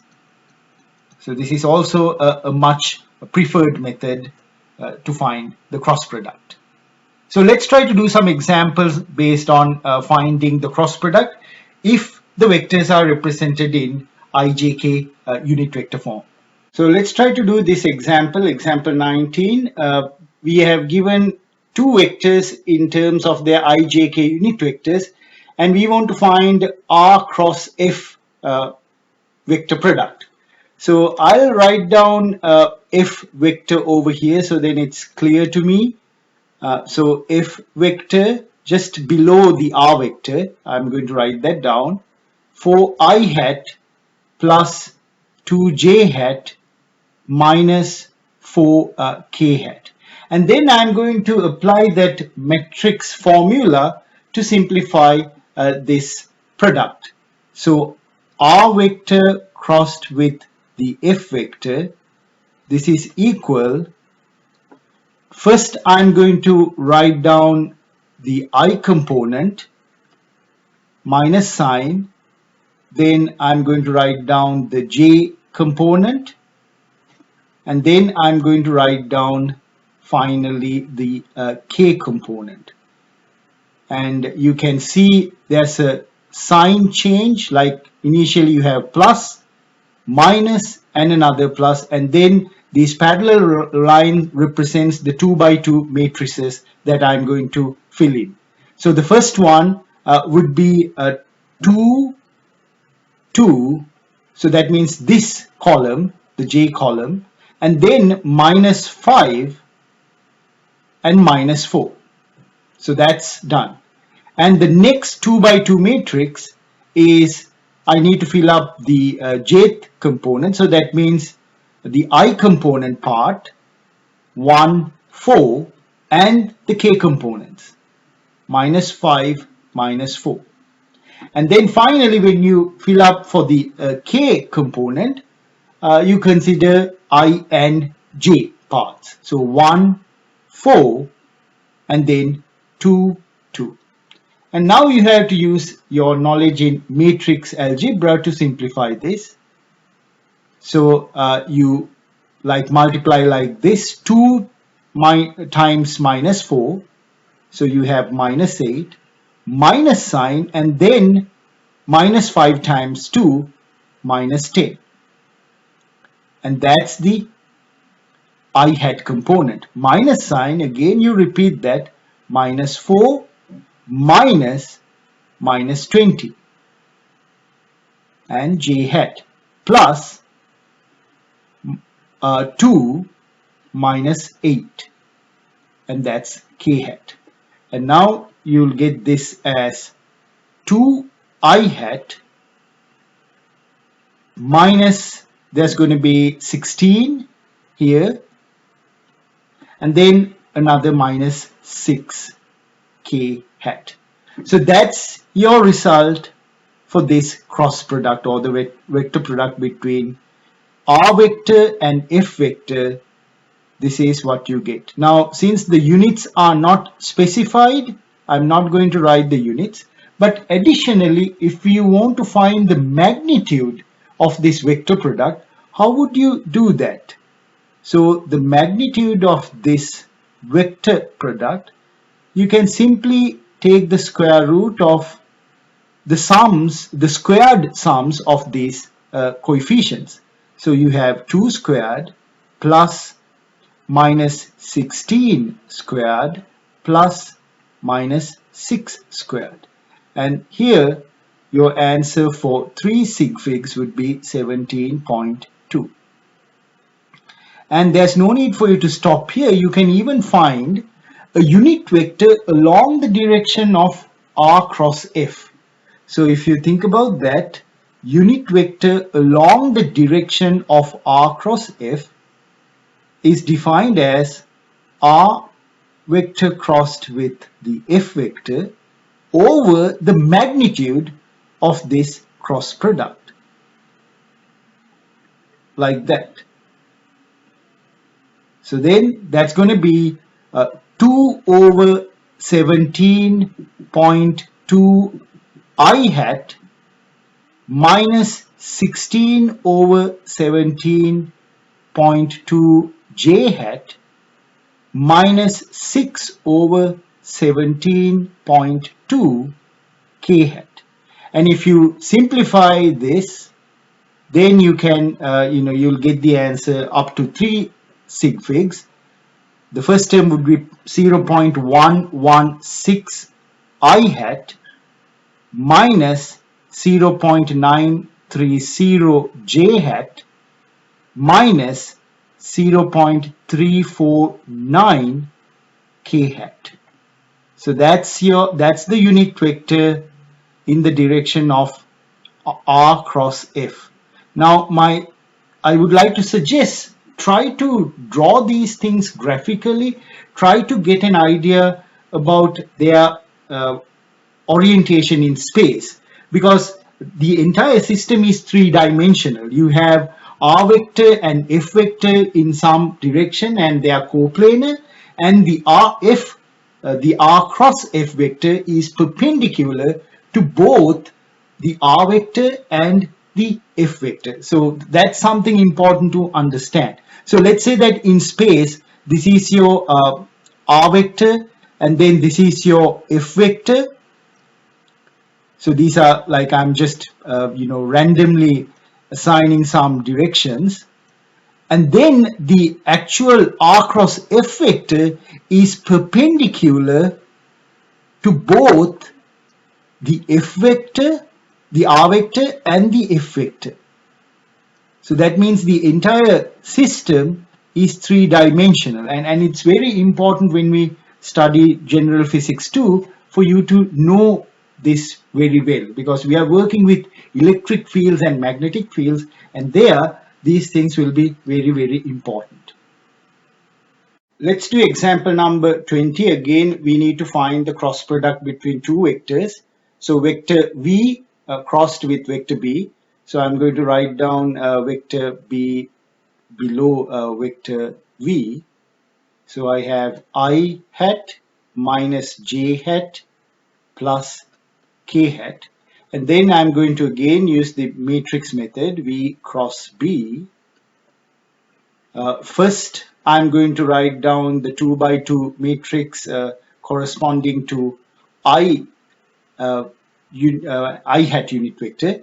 So this would be 2 comma minus 1 and then 3 comma 1. So the first column is for the j components and the second column is for the k components, and then minus sign, remember the sign changes. Initially it's plus and then it becomes minus, then the next 2 by 2 matrix, and this relates to the j hat unit vector. So then I have to write the I hat unit vector components 0 from the first one because there's no I hat component, and then 1, and then the k hat components 3 and 1. Now again the same sign changes from minus to plus. You have the third 2 by 2 matrix, and there the corresponding unit vector is the k hat unit vector. So inside the matrix we need to plug in the coefficients of the I hat unit vector and the j hat unit vector. So that means 0 and 1, and then you have 2 and minus 1. So that corresponds to the j hat unit vector. So now we can simplify this. We have 2 minus 3 I hat unit vector minus 0 minus 3 j hat unit vector plus 0 minus 2, and that's our k hat unit vector. So then finally you will get v vector crossed with the b vector is equal to, here you get 5 I hat unit vector and then a plus 3 j hat unit vector and then minus 2 k hat unit vector. So that's how you get the cross product between these two vectors. Now, if you like, you can again, just like in example number 19, you can find the magnitude of v cross b as well as the direction in terms of a unit vector along this vector product. You can do that, try it out and see whether you get it correct or not. So with this, I conclude the vector review for our course. I believe this vector review covers pretty much what you need to succeed in General Physics 1 as well as in General Physics 2. So I'll upload the next video as soon as possible. Until then, thank you very much.